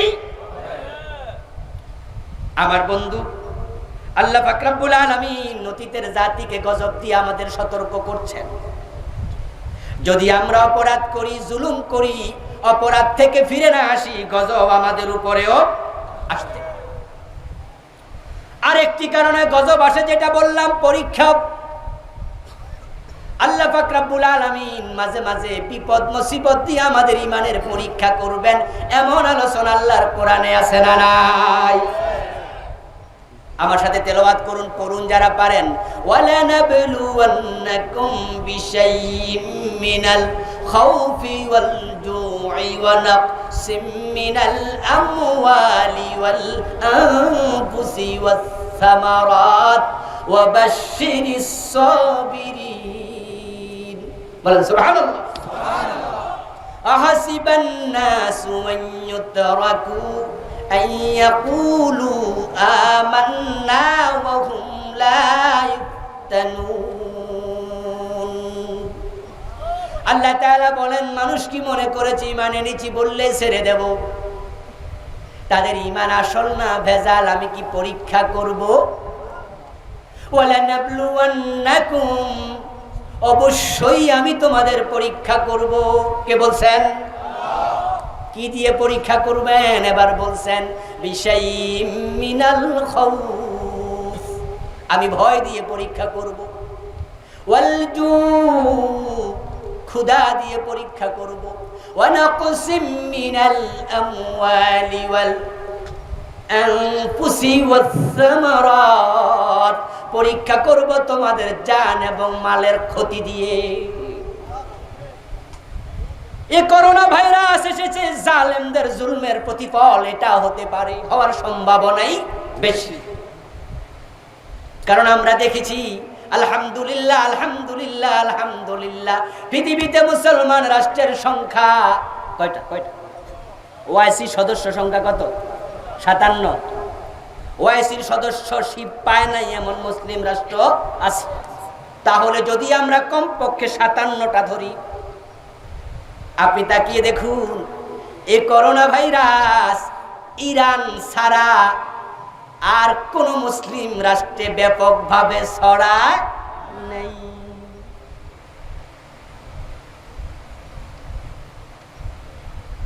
করোনা ভাইরাস এসেছে, মুসলমানদেরকে টাচ করেছে, কিন্তু মেচাকার করে নাই।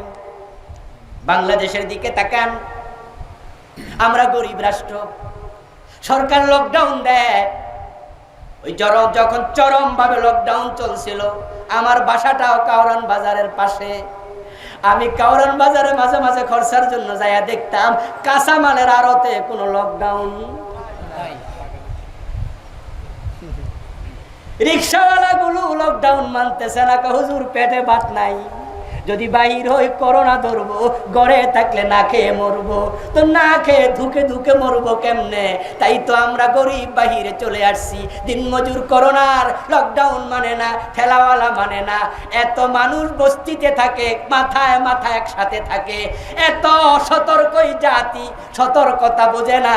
দেখলাম সোশ্যাল মিডিয়ায় সাংবাদিক একজন মহিলাকে প্রশ্ন করছে, এই মহিলা তোমার মাস্ক কই? মহিলা কয় মাস্ক কেন? করোনা হইব। আমি পান খাই, পান খাইলে করোনা হয় না। আপনারা দেখছিলেন? এই মহিলার কথাটাকে আমি সাপোর্ট করি না, সতর্কতার কথা ইসলামে আছে না নাই? কিন্তু মহিলা অসতর্ক, বুঝেই না। বরং বন্ধু মাস্ক মুখে দেয়া, অনেকে মনে করে নিঃশ্বাস বন্ধ হয়ে যাব। পুলিশে পিটাইয়া মাস্ক পরাতে পারে না। 18 কোটি মানুষের দেশ, এক একটা গাড়ির মাঝে লোকাল বাসে মানুষ ধরবে 30 জন, ওঠে 70 জন, ঠিক না বেঠিক? বস্তিগুলোতে গেলে করোনা কারে কহেরা মনে শুনে নাই। দূরত্ব মানে না, স্বাস্থ্যবিধি মানে না, হ্যান্ড স্যানিটাইজার মানে না, মাস্ক মানে না। তারপরও এখনো বাংলাদেশে 5-7 হাজারের বেশি মরে নাই। হেফাজত করেছেন কে?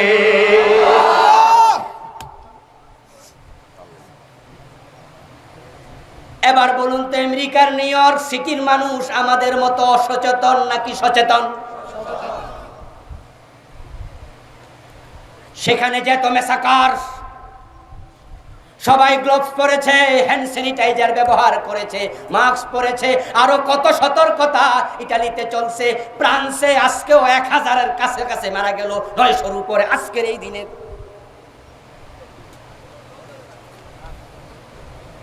আমার ভাইয়েরা, আপনাদের একটা কথা আমি স্মরণ করিয়ে দিতে চাই, সেটা হলো আমরা মুসলমান যারা এফেক্টেড হয়েছি, আমরা জালেম নই, আমরা প্রতিবাদ করেছি। জালেমদের কারণে গজব এসে গেছে, তারাও মাঝে মাঝে এফেক্টেড হয়ে যাচ্ছে। এটা আল্লাহর পক্ষ থেকে আমাদের জন্য পরীক্ষা।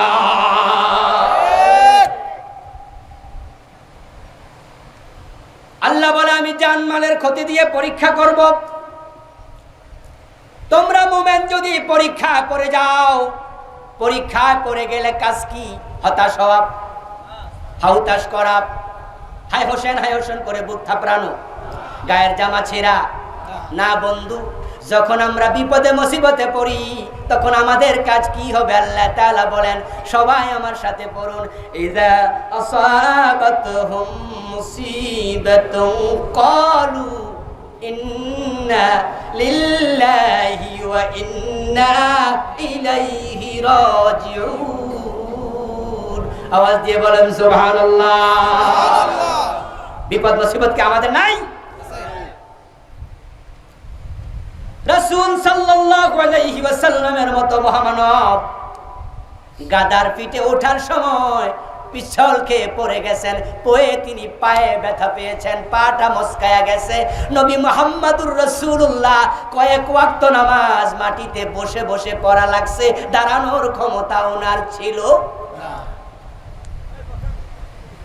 রাসূল সাল্লাল্লাহু আলাইহি ওয়াসাল্লাম যদি পিছল খায়া পড়তে পারে, পা মস্কাতে পারে, বিপদ মুসিবত আপনার হতে পারে না? আল্লাহ তাআলা রাসূল সাল্লাল্লাহু আলাইহি ওয়াসাল্লামকে সন্তান দিয়েছেন মোট 7 জন, 4টা মেয়ে, বাকিটা কই হলো? সব আমার দিয়ে কইবেন। 7 জনের মাঝে মেয়ে কয়টা? ছেলে কয়টা? 3 জন ছেলে, 4 জন মেয়ে। সন্তানের মৃত্যুর খবরের মতো দুঃসংবাদ বাবার কাছে দুনিয়াতে আর একটাও নাই। সন্তানের লাশের মতো ভারী কোন জিনিস বাবার কাঁধে আর নেই। ওই নবী মুহাম্মদুর রাসূলুল্লাহ সাল্লাল্লাহু আলাইহি ওয়াসাল্লামের 7 জন সন্তানের মাঝে উনার জীবদ্দশায় আল্লাহ 6 জন কেড়ে নিয়েছেন। রাসূলুল্লাহ নিজে 6 জনের লাশ দাফন করছে। সন্তান বাবার সামনে থেকে কেড়ে নেয়া বড় বিপদ। এই বিপদ আল্লাহ নবীকেও, বিপদ মুসিবত আসবে, হাউতাশ করবেন না, আল্লাহকে গালি দেবেন না। অনেকে রাগ হয়ে যায়, আল্লাহর উপরে গোসা হয়ে বলে আল্লাহ বুঝি শুধু আমারে দেখলো, বলে কি না? অনেকে বলে হুজুর আমি তো নামাজ ছাড়ি না, হুজুর আমারে তো বিপদ কেন? আমি বলবো দোস্ত শোনো, নবী মুহাম্মদুর রাসূলুল্লাহর জীবনের দিকে তাকাও। জন্মের আগে বাবা নাই, জন্মের কিছুদিন পরে তো 5 বছর বয়সে মা নাই, দাদার বাড়িতে গেলেন 8 বছর বয়সে দাদা নাই, মা হারা, বাবা হারা, চাচা হারা, দাদা হারা। আমার প্রিয় নবী মুহাম্মদুর রাসূলুল্লাহ সন্তান হারা। যখন আপনার সন্তান আল্লাহ কেড়ে নেয় আর আপনি ধৈর্য ধরতে পারেন, করোনায় আপনি মারা যাবেন, সন্তান মারা যাবে, বিপদ আসবে, মুসিবত আসবে, আপনার দায়িত্ব কালু ইন্না লিল্লাহ, বিপদ দেখে বলবে আমি তো আল্লাহর জন্য, ওয়া ইন্না ইলাইহি রাজিউন, আমার সন্তান নয়, আমার বাবা নয়, শুধুমাত্র আমাকেও যাওয়া লাগবে। মায়ের কোল থেকে সন্তান ফেরেশতা কেড়ে নেয়, আল্লাহর জিম্মায় যখন রূহটাকে রাখে, আল্লাহর কাছে গিয়ে রিপোর্ট জমা দেয়, আল্লাহ অমুক গ্রামে সন্তান জান কবজের জন্য আমাকে পাঠাইছ, আমি আজরাইলের পক্ষ থেকে জান কবজ করেছি, আমি আজরাইলের সহযোগী। ও আল্লাহ, আজরাইলের মাধ্যমে আপনার কাছে রিপোর্ট পেশ করলাম। রিপোর্ট পাওয়ার পরে আল্লাহ তাআলা জিজ্ঞাসা করেন আকাবাতুম ওয়ালাদা আবদি আকাবাতুম সামরাতা ফুয়াদিহি, ও আমার ফেরেশতা, আমার বান্দার কলিজার ধন বুঝি তুই কেড়ে নিয়ে আসছস? প্রশ্ন করে কে? একটু জোরে বলেন, প্রশ্ন করে কে? আল্লাহ। সন্তান কলিজার ধন, আল্লাহ কয় সামরাতা ফুয়াদি, তার হৃদয়ের ফল। ও আমার ফেরেশতা, আমার সন্তান, আমার বান্দার সন্তান কেড়ে আনছিস, তার কলিজার টুকরাটা কেড়ে নিয়ে আসছিস তার কোল থেকে। ফেরেশতা তখন বলে হ্যাঁ খোদা, এটা তো আপনার অর্ডার। আল্লাহ এবার প্রশ্ন করেন মাযা কাল আবদি, এত বড় বিপদ দেখার পরে আমি আল্লাহর ব্যাপারে আমার বান্দার ধারণা কি, সে কি বলেছে আমাকে একটু শোনা। ফেরেশতা বলে হামেদাকা ওয়াস্তারজা, ও আল্লাহ, সন্তানের মৃত্যুর খবর শুনেছে বাবা, গাজীপুর বাজারে ব্যবসা করে, বাড়ি থেকে মোবাইলে জানানো হলো তোমার ছেলেটা পানিতে ডুবে মারা গেছে, হয় না? অ্যাক্সিডেন্ট করে মারা গেছে। মায়ের কোল সন্তান চলে যাচ্ছে, মা নিজের চোখে দেখছে কিভাবে তার নিঃশ্বাস উঠতেছে নামতেছে, হঠাৎ করে চলে গেছে। আল্লাহ বলেন ওই মৃত্যু দেখে, মৃত্যুর কথা শুনে আমার বান্দা কি বলেছে আমারে শোনা, কারণ আমার বান্দা তো জানে আমি আল্লাহর অর্ডার ছাড়া কারো মৃত্যু হয়। ফেরেশতা বলে আল্লাহ, আজকে যে বাচ্চাটাকে কেড়ে আনলাম, তার মৃত্যু দেখে তার মা তার বাবা পড়েছে ইন্না লিল্লাহি ওয়া ইন্না ইলাইহি রাজিউন। আল্লাহ বলে সে আমার উপরে খুশি, আমার উপরে নারাজ হয় না, সে আসার জন্য ঘোষণা দিয়ে বসে আছে। ও আমার ফেরেশতারা, এত বড় বিপদ দেখে আমার উপরে আমার বান্দা নারাজ হয় নাই। ইবনু লাহু ফিল বাইতি জান্নাতিল, ইবনু লাহু বাইতান ফিল জান্নাহ ওয়া সাম্মুহু বাইতাল হামদ। আমি খুশি হয়ে অর্ডার করলাম জান্নাতের মাঝে এর পুরস্কার হিসাবে একটা ঘর আমার বান্দার জন্য বানায়া দাও। সুবহানাল্লাহ। বিপদ আসবে, মুসিবত আসবে, ধৈর্য ধরতে হবে। রাসূলুল্লাহ সাল্লাল্লাহু আলাইহি ওয়াসাল্লাম বলছেন ইন্না ইজামাল জাযা মা ইজামিল বালা, যার বিপদ যত বড় তার পুরস্কারও তত বড়। বিপদ কে দেয়? আল্লাহ। কথা বলতে হবে, বিপদ কে দেয়? আল্লাহ। আরে গরিব মানুষ রিকশা কিনছে, অনেক দিনের শখ একটা ফেডেল ব্যতীত ইঞ্জিনওয়ালা রিকশা কিনবে, টাকা জমায় জমায় রিকশাটা কিনছে। স্বপ্নের বাস্তবায়নে মনে আনন্দ ধরে না, যাত্রী নিয়ে গাজীপুরে যাচ্ছে, রাস্তায় উঠছে, পিছন দিয়া ট্রাকে ধাক্কা দিয়া ধুমরে মুসরে শেষ করে দিল। ওই গরিব মানুষটার জন্য এটা বড় বিপদ। লাখ লাখ টাকা খরচ করে দোকানটা সাজাইছেন, লাখ লাখ টাকার মাল তুলেছেন, কারেন্টের শর্ট সার্কিট থেকে আগুন লেগে দোকান পুরাটা জ্বলে পুড়ে ছাই। এমন ঘটনা ঘটে কিনা? ঘটে না? এই যে বিপদ আসলো, আপনার কাজ কি? আপনার কাজ হলো ধৈর্য ধরা। যদি ধৈর্য ধরতে পারেন, রাসূলের শিখানো দোয়া শিখবেন, আল্লাহর শিখানো দোয়া ইন্না লিল্লাহি ওয়া ইন্না ইলাইহি রাজিউন।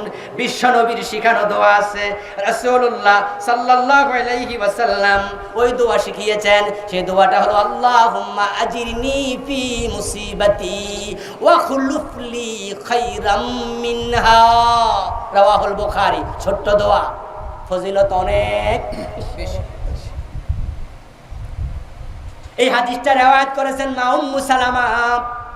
উম্মু সালামা রাসূলের স্ত্রীদের একজন, আমাদের মা। কি নাম? কথা বলতে হবে। উম্মু সালামা। মা উম্মু সালামা বলেন, আমার স্বামী আবু সালামা, রাসূলের স্ত্রী, তার আগের স্বামী আবু সালামা কোন একদিন আমার ঘরে ঢুকলেন। স্বামী ঘরে আসলো, মনে খুব আনন্দ, চেহারা হাস্যাস বাস্যাস। আমি জিজ্ঞেস করলাম, আবু সালামা, আজকে তোমাকে এত খুশি খুশি লাগে কেন? আবু সালামা বললেন, রাসূল থেকে একটা হাদিস শুনেছি, ওই হাদিসটা শুনে আমার মন আজকে আনন্দে ভরে গেছে। কারণ কত বিপদ কত সময় আসে, ওই বিপদের সময় কোন দোয়া পড়লে আল্লাহ খুশি হয়, ওই দোয়াটা আজকে শিখেছি। উম্মু সালামা বলে, দোয়াটা আমাকেও শিখাও। আবু সালামা বলেন, দোয়াটা হলো বিপদ আসলে তুমি পড়বে আল্লাহুম্মা আজিরনি ফি মুসিবাতি। বাংলা অর্থ হলো, ও আমার আল্লাহ, এই মুসিবতে তুমি আমাকে সাহায্য করো। মুসিবতে আমাকে সাহায্য করো মানে মুসিবত থেকে বাঁচাও, পরিত্রাণ দেও। আরেকটা অংশ, ওয়াখলুফলি খায়রাম মিনহা, এই মুসিবতে তুমি যা কেড়ে নিয়েছো তার চেয়ে উত্তম কিছু আমাকে দিয়ে দাও। সুবহানাল্লাহ পড়বেন না? সুবহানাল্লাহ। আচ্ছা আমার ভাইরা বলুন তো, বিপদে পড়ে যা হারাইছেন তার চেয়ে উত্তম কিছু দেয়ার মালিক, দেয়ার ক্ষমতা আল্লাহর আছে না নাই? আছে। উম্মু সালামা বলেন, দোয়াটা আমি মুখস্থ করে নিলাম। কয়েকদিন পরে আমার স্বামী আবু সালামা মারা গেলেন। একজন নারীর কাছে স্বামীর মৃত্যুর সংবাদ বড়ই কষ্টের, বড়ই দুঃখের। স্বামী হলো এমন একজন মানুষ যাকে ছাড়া একজন নারীর জীবন চলে না, যদি চলে সেটা খোরাইয়া খোরাইয়া চলে।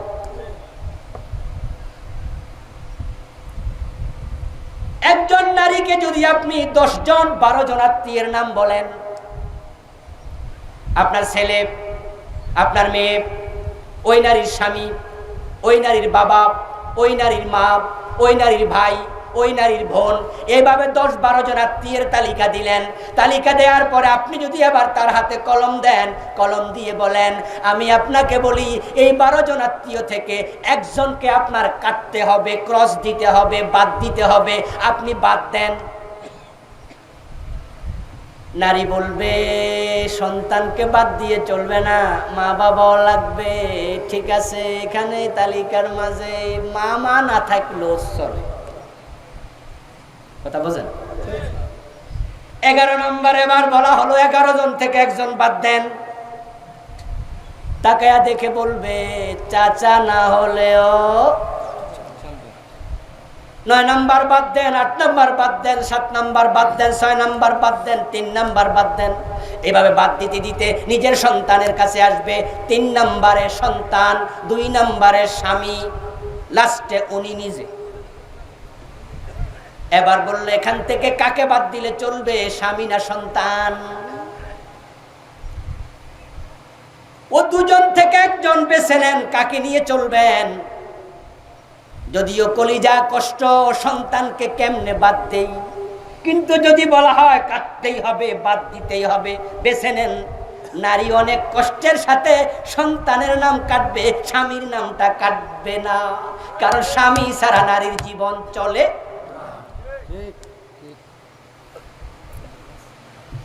উম্মু সালামা বলেন, আমার স্বামী মারা গেল, এর চেয়ে বড় মৃত্যু কঠিন সংবাদ আর কি।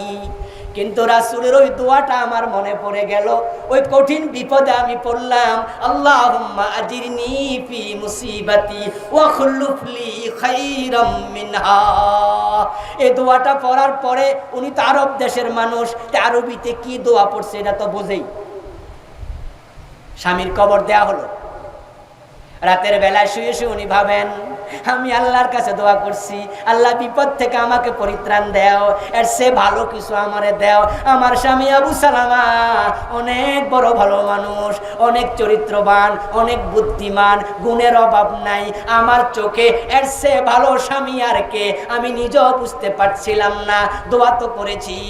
কয়েকদিন যেতে না যেতে আমার ইদ্যত যখন শেষ হয়, নবী মুহাম্মদুর রাসূলুল্লাহ আমার ঘরে ঢুকে বলেন, উম্মু সালামা আমি তোমাকে বিয়ের প্রস্তাব দিচ্ছি।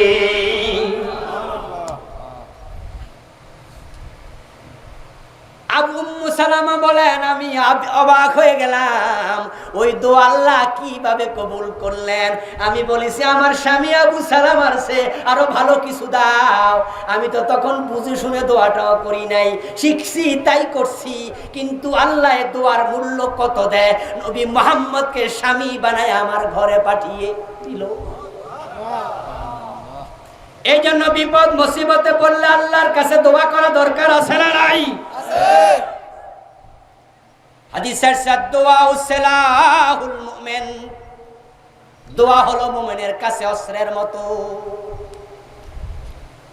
বিপদে মুসিবতে পড়ে দোয়া শিখিয়েছেন আল্লাহ নিজে। হযরতে ইউনূস আলাইহিস সালাম মাছের পেটে একটা দোয়া করছে, ওই দোয়াটার নাম হয়ে গেছে দোয়ায়ে ইউনূস। আমার সাথে বলুন, লা ইলাহা ইল্লা আনতা সুবহানাকা ইন্নী কুনতু মিনাজ জালিমিন। বলেন সুবহানাল্লাহ। ইউনূস আলাইহিস সালাম মাছের পেটে ছিলেন 40 দিন। কয়দিন? 40 দিন। মাছটা ছোট মোটো মাছ না বড় মাছ? বড়। ফালতাকামাহুল হুত ওয়া হুয়া মুলিম। আল্লাহ কোরআনে বলেন, এমন বড় মাছ, ছোট বাচ্চার মুখে চকলেট দিলে হে দাঁত মাত ভালো ওঠে নাই, চকলেট দেওয়ার পরে একটু তাকায়া দেখবেন চকলেটটার সাবাইছে না গিলছে? গিলছে। আল্লাহ বলেন, লোকমা যেমন গিলে ফেলে মানুষ, ওই মাছ ইউনূস নবীকে গিলে ফেলেছে। গেলার জন্য মাছকে অর্ডার করেছেন কে? আল্লাহ। পেটের ভিতরে চলে গেল, অন্ধকার, বাতাস নাই, অক্সিজেন কোত্থেকে আসবে? সেখানে আল্লাহ নিজে ব্যবস্থা করলেন। জেলখানায় সরকার নেয়, খাবার খাওয়ার দায়িত্ব কার? কথা কয় না রে ভাইরা। জেলখানা বানাইছে কে? পুলিশ ধরে তারপরে জেলে নেয়, সরকার নেয়। যেমন আপনি আর আমি যদি কাউকে ধরি বাড়িতে চোর ঢুকছে, হেরে ধইরা ডাইরেক্ট গাজীপুর জেলখানার গেটে নিয়ে যদি কই ও জেলখানার পুলিশ ঢুকাও, ঢুকাবো? সিস্টেম নাই। আপনি সরকারের কাছে দেন, সরকার ঢুকাবে। আর জেলে যখন সরকার নেয়, তখন সেখানে 2 বেলা খাবারের ব্যবস্থাও করে সরকার। আল্লাহ ইউনূস নবীরে মাছের পেটে নিস। অক্সিজেন লাগলে সাপ্লাই দেবেন কে? আল্লাহ। বাতাস লাগলে সাপ্লাই দেবেন কে? আল্লাহ। খাবার লাগলে সাপ্লাই দেবেন কে? আল্লাহ। ইউনূস নবী মাছের পেটে 40 দিন চলে গেল। ওনার মনে পড়ে গেল, কাজটা তো আমি ঠিক করি নাই। আমার যে এলাকায় দাওয়াতি কাজের দায়িত্ব, ওই এলাকার নাম ছিল নিনুয়া। আমি ওই নিনুয়া নামক এলাকা অতিক্রম করে চলে যাচ্ছিলাম নৌকায় চড়ে। আল্লাহর অনুমতি নেই নাই, তিনি আমার উপর রাগ করেছেন, তাই আমাকে মাছের পেটে ঢুকাইয়া দিছে। আমি অন্যায় করে ফেলেছি, তাই মাছের পেটে বলে লা ইলাহা ইল্লা আনতা সুবহানাক, ও আমার আল্লাহ তুমি ছাড়া ইলাহা নাই, পুত পবিত্র তুমি, ইন্নী কুনতু মিনাজ জালিমিন, আমি অন্যায় করে ফেলেছি। বিপদ মুসিবত যখন আসবে আত্মসমালোচনা করবেন, আমার অপরাধ আসছে কিনা। আমার ছেলেটা অ্যাক্সিডেন্ট করলো কেন, সে তো নিষ্পাপ। আমার মেয়েটা অ্যাক্সিডেন্ট করলো কেন, ব্যবসাটা লস হলো কেন। আত্মসমালোচনা করবেন। আপনার ছেলে নিষ্পাপ, আপনার মেয়ে নিষ্পাপ। অনেক সময় এমন হয় বাপের অপরাধের কারণে সন্তানের উপর আল্লাহ গজব দিয়ে দেয়, কারণ সন্তান আপনার সম্পদের মতো। আত্মসমালোচনা করি ইউনূস আলাইহিস সালামের মতো বলুন, ইন্নী কুনতু মিনাজ জালিমিন। আল্লাহ তাআলা কোরআন মাজিদে বলেন, ইউনূস যদি ইস্তিগফার না করত, লাউলা আন্নাহু কানা মিনাল মুসাব্বিহিন লালাবিসা ফি বাতনিহি ইলা ইয়াউমিন ইউবআসুন। ইউনূস যদি তাসবিহ না পড়তো, ইস্তিগফার না করতো, ক্ষমা না চাইতো, মাছের পেটে আমি আল্লাহ কিয়ামত পর্যন্ত বন্দী করে রেখে দিতাম। কিন্তু আমার ইউনূস যখন ইন্নী কুনতু মিনাজ জালিমিন বলল, আমি আল্লাহ দেরি করি নাই, আমার রহমতের সাগরে জোয়ার উঠে গেছে। আমি মাছকে বলেছি, ও মাছ তীরে চলে যা, আমার ইউনূসকে বমি করে দে। ফাস্তাজাবনা লাহু ওয়া নাজ্জাইনাহু, পারেন না মিনাল গামবি ওয়া কাযালিকা নুনজিল মুমিনিন। আল্লাহ আবার আমাদেরকে বলে, দুনিয়ার মানুষ ও কুরআনওয়ালারা শোনো, আমি ইউনূসের ডাকে সাড়া দিয়েছি, তাকে মাছের পেট থেকে মুক্তি দিয়েছি। ওয়া কাযালিকা নুনজি, অনুরূপভাবে তোমরা যদি বিপদে পড়ে যাও, ক্ষমা চাইলে তোমাদেরকে মুক্তি দিয়ে দেব। দোয়া লাগবে, দোয়া। এখন করোনা ভাইরাস থেকে বাঁচতে চাইলে আল্লাহর কাছে দোয়া করতে হবে। আল্লাহুম্মা ইন্নী আউযু বিকা মিনাল বারাস ওয়াল জুনুন ওয়াল জুযাম ওয়া মিন সাইয়িল আসকাম। বেশি বেশি সাদাকা করতে হবে। সাদাকা সাদাকা দাউ মারদাকুম বিস সাদাকা। অসুখ হয়েছে, ডাক্তারের কাছে যাবেন, ঠিক আছে, ঔষধ কিনবেন, তাও ঠিক আছে, কিন্তু মাথায় রাখুন, আল্লাহ যদি সুস্থ না করে, ঔষধে সুস্থ করার ক্ষমতা নাই। তাই রাসূলুল্লাহ বলেন, দাউ মারদাকুম বিস সাদাকা। তুমি ডাক্তারের কাছে যাও, ঠিক আছে, তবে আমি নবী মুহাম্মদ বলি, সাদাকা করার মাধ্যমে রোগের চিকিৎসা করো। তোমার রব চাইলে ঔষধ ছাড়া অসুস্থ করতে পারে। as-sadaqatu taruddul bala। সাদাকার ক্ষমতা এত বেশি, বিপদ এসেছে, আপনি গরিবকে টাকা দিয়ে দেন, ওই সাদাকা ওই বিপদটাকে ফিরিয়ে দেয়। as-sadaqatu tudfi ghadabar rabb। আপনার রব আপনার উপরে রাগ হয়ে গেছে, আপনি বুঝেছেন এমন কাম আমি করছি, আল্লাহ খুশি হতে পারে না। আল্লাহর হাবিব বলে, তুমি সাদাকা করো, বিশেষত গোপনে করো। as-sadaqatu sirr, গোপন সাদাকা, সাদাকাতু সির তুতফি গাদাবুর রাব, তুতফি গাদাবার রাব। গোপনে সাদাকা করলে আল্লাহর রাগটা কমে যায়। বিপদ থেকে বাঁচতে চাও দোস্ত, সালাতুল হাজত পড়ো। রাসূল সাল্লাল্লাহু আলাইহি ওয়াসাল্লাম যখন বিপদ দেখতেন, নামাজে দাঁড়িয়ে যেতেন। আমাদের দেশের লোকেরা কেউ কেউ আছে, বিপদ মুসিবতে পড়লে মাজারে সিন্নি মানত করে, আছে না নাই? মাজারে গরু মানত করে। মাজারে যেও না দোস্ত, রবের কাছে যাও। কেউ ফিরে না খালি হাতে, খাজারে তোর দরবারে, এমন গান গায়। এবং বিপদে পড়লে আজমির শরীফে চলে যায়, এমন মুসলমানের সন্তানও আছে। অথচ রাসূল কি বলেন, আকরাবু মা ইয়াকুনুল আবদু মির রাব্বিহি ওয়া হুয়া সাজিদ ফাকসিরুদ দুআ, রাওয়াহু মুসলিম। আল্লাহর হাবিব বলে, বান্দা যখন সিজদা যায় সে তার আল্লাহর কাছে চলে যায়। ফাকসিরুদ দুআ, সিজদা গিয়া মনের যত দোয়া আছে সব উপস্থাপন করো।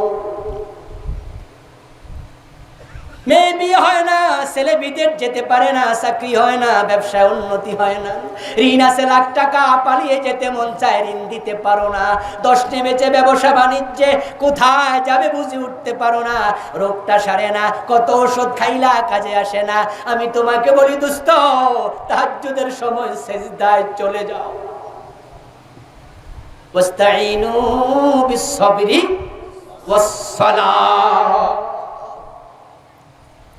সিজদা গিয়ে চোখের পানি ছেড়ে দাও, রবের কাছে দরখাস্ত পেশ করো সিজদায়, আল্লাহ আমার বিপদটা সারাইয়া দাও, ও আল্লাহ আমার রোগটা তুমি সারাইয়া দাও, মেয়ের বিয়ের ব্যবস্থা করে দাও। ছেলে চাকরির দরখাস্ত দেয়, দরখাস্ত দিতে দিতে টাকা শেষ, কত জায়গায় ব্যাংকড্রাফট, চাকরি হয় না, আবার ব্যাংকড্রাফট 1000, এর চেয়ে বড় জুলুম আর কি? এখানেও কলেজের প্রিন্সিপাল আছেন, কলেজের শিক্ষক আছেন, গভর্নিং বডির সভাপতি আছেন, সেক্রেটারি আছেন, মাদ্রাসার গভর্নিং বডির লোকেরা আছেন।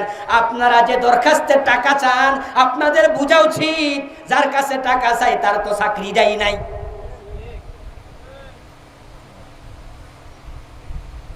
আপনি চাকরি পান না, ছেলের চাকরি হয় না, সিজদা গিয়ে দরখাস্ত করো। দোস্ত, তোমার রব যদি খুশি হইয়া দরখাস্তে ঠিক চিহ্ন দিয়ে দেয়, রিজিকের দরজা খোলা লাগবে না, জানালা খুলে দিলে তুমি নিয়ে কুলাতে পারবা না। এজন্য সাদাকা করতে হবে, সালাতুল হাজাত করতে হবে, সাথে সাথে সতর্কতা লাগবে। করোনা ভাইরাস থেকে সতর্কতা ইসলাম বিরোধী নয়, ইসলামেও সতর্কতা আছে না নাই? তবে আল্লাহ যদি হেফাজত না করে হাজার সতর্ক থেকেও বাঁচা যাবে না। তাই সবার আগে ধরনা দিতে হবে কার কাছে? আল্লাহর কাছে। আল্লাহ তাআলা আমাদের সকলকে বিপদ মুসিবতে ধৈর্যের সাথে হতাশ না হয়ে আল্লাহর উপর তাওয়াক্কুল রেখে আগানোর তৌফিক দান করুন। আল্লাহর উপরে ভরসা রাখা দরকার আছে কিনা? আওয়াজ করতে হবে, দরকার আছে কিনা? আমার ভাইরা, এই যে মাহফিল আজকে হয়েছে, আপনারা খুশি না বেজার? খুশি হলে কেউ উঠতে পারবেন না, একজন উঠবেন না। যুবকের আয়োজন করেছে, তাদের জন্য দোয়া করা দরকার আছে কিনা? যুবকদের এই আয়োজন ভবিষ্যতে হোক, আপনারা চান? এটা আওয়াজ করতে হবে, ভবিষ্যতে হোক, চান কিনা? গাজীপুরের এই মাহফিল দিয়ে সামনের মাহফিল গুলো খুলে যাবে ইনশাআল্লাহ, ঠিক না? এই মাহফিল উদাহরণ হয়ে যাবে, সামনের মাহফিল গুলো যেন প্রশাসন অনুমতি দেয়, এই মাহফিলকে উদাহরণ হিসেবে ব্যবহার করা যাবে। এই যুবকদের উপরে আমরা খুশি। আচ্ছা, যারা যারা আপনারা ভবিষ্যতে মাহফিল হোক চান, তারা একটু হাত দেখান তো দেখি, একটু কষ্ট দেবো 1-2 মিনিটের জন্য। নারে তাকবীর, দুই হাত একসাথে তোলো, নারে তাকবীর। এবার বাম হাতটা একটু নামান, একটু কষ্ট দেব, ডান হাতটা একটু তুলে রাখুন প্লিজ। যদি খুশি হন, 10-এর লাঠি, কথা বলতে হবে, 10-এর লাঠি। তাদেরকে 10 টাকা দিলে আপনার কমে যাবে, তারা উৎসাহিত হবে। 10, 20, 50, 100, 1000, আমিও পকেটে হাত দিচ্ছি, আপনারাও দেবেন। একজন উঠবেন না, পরিস্থিতিটা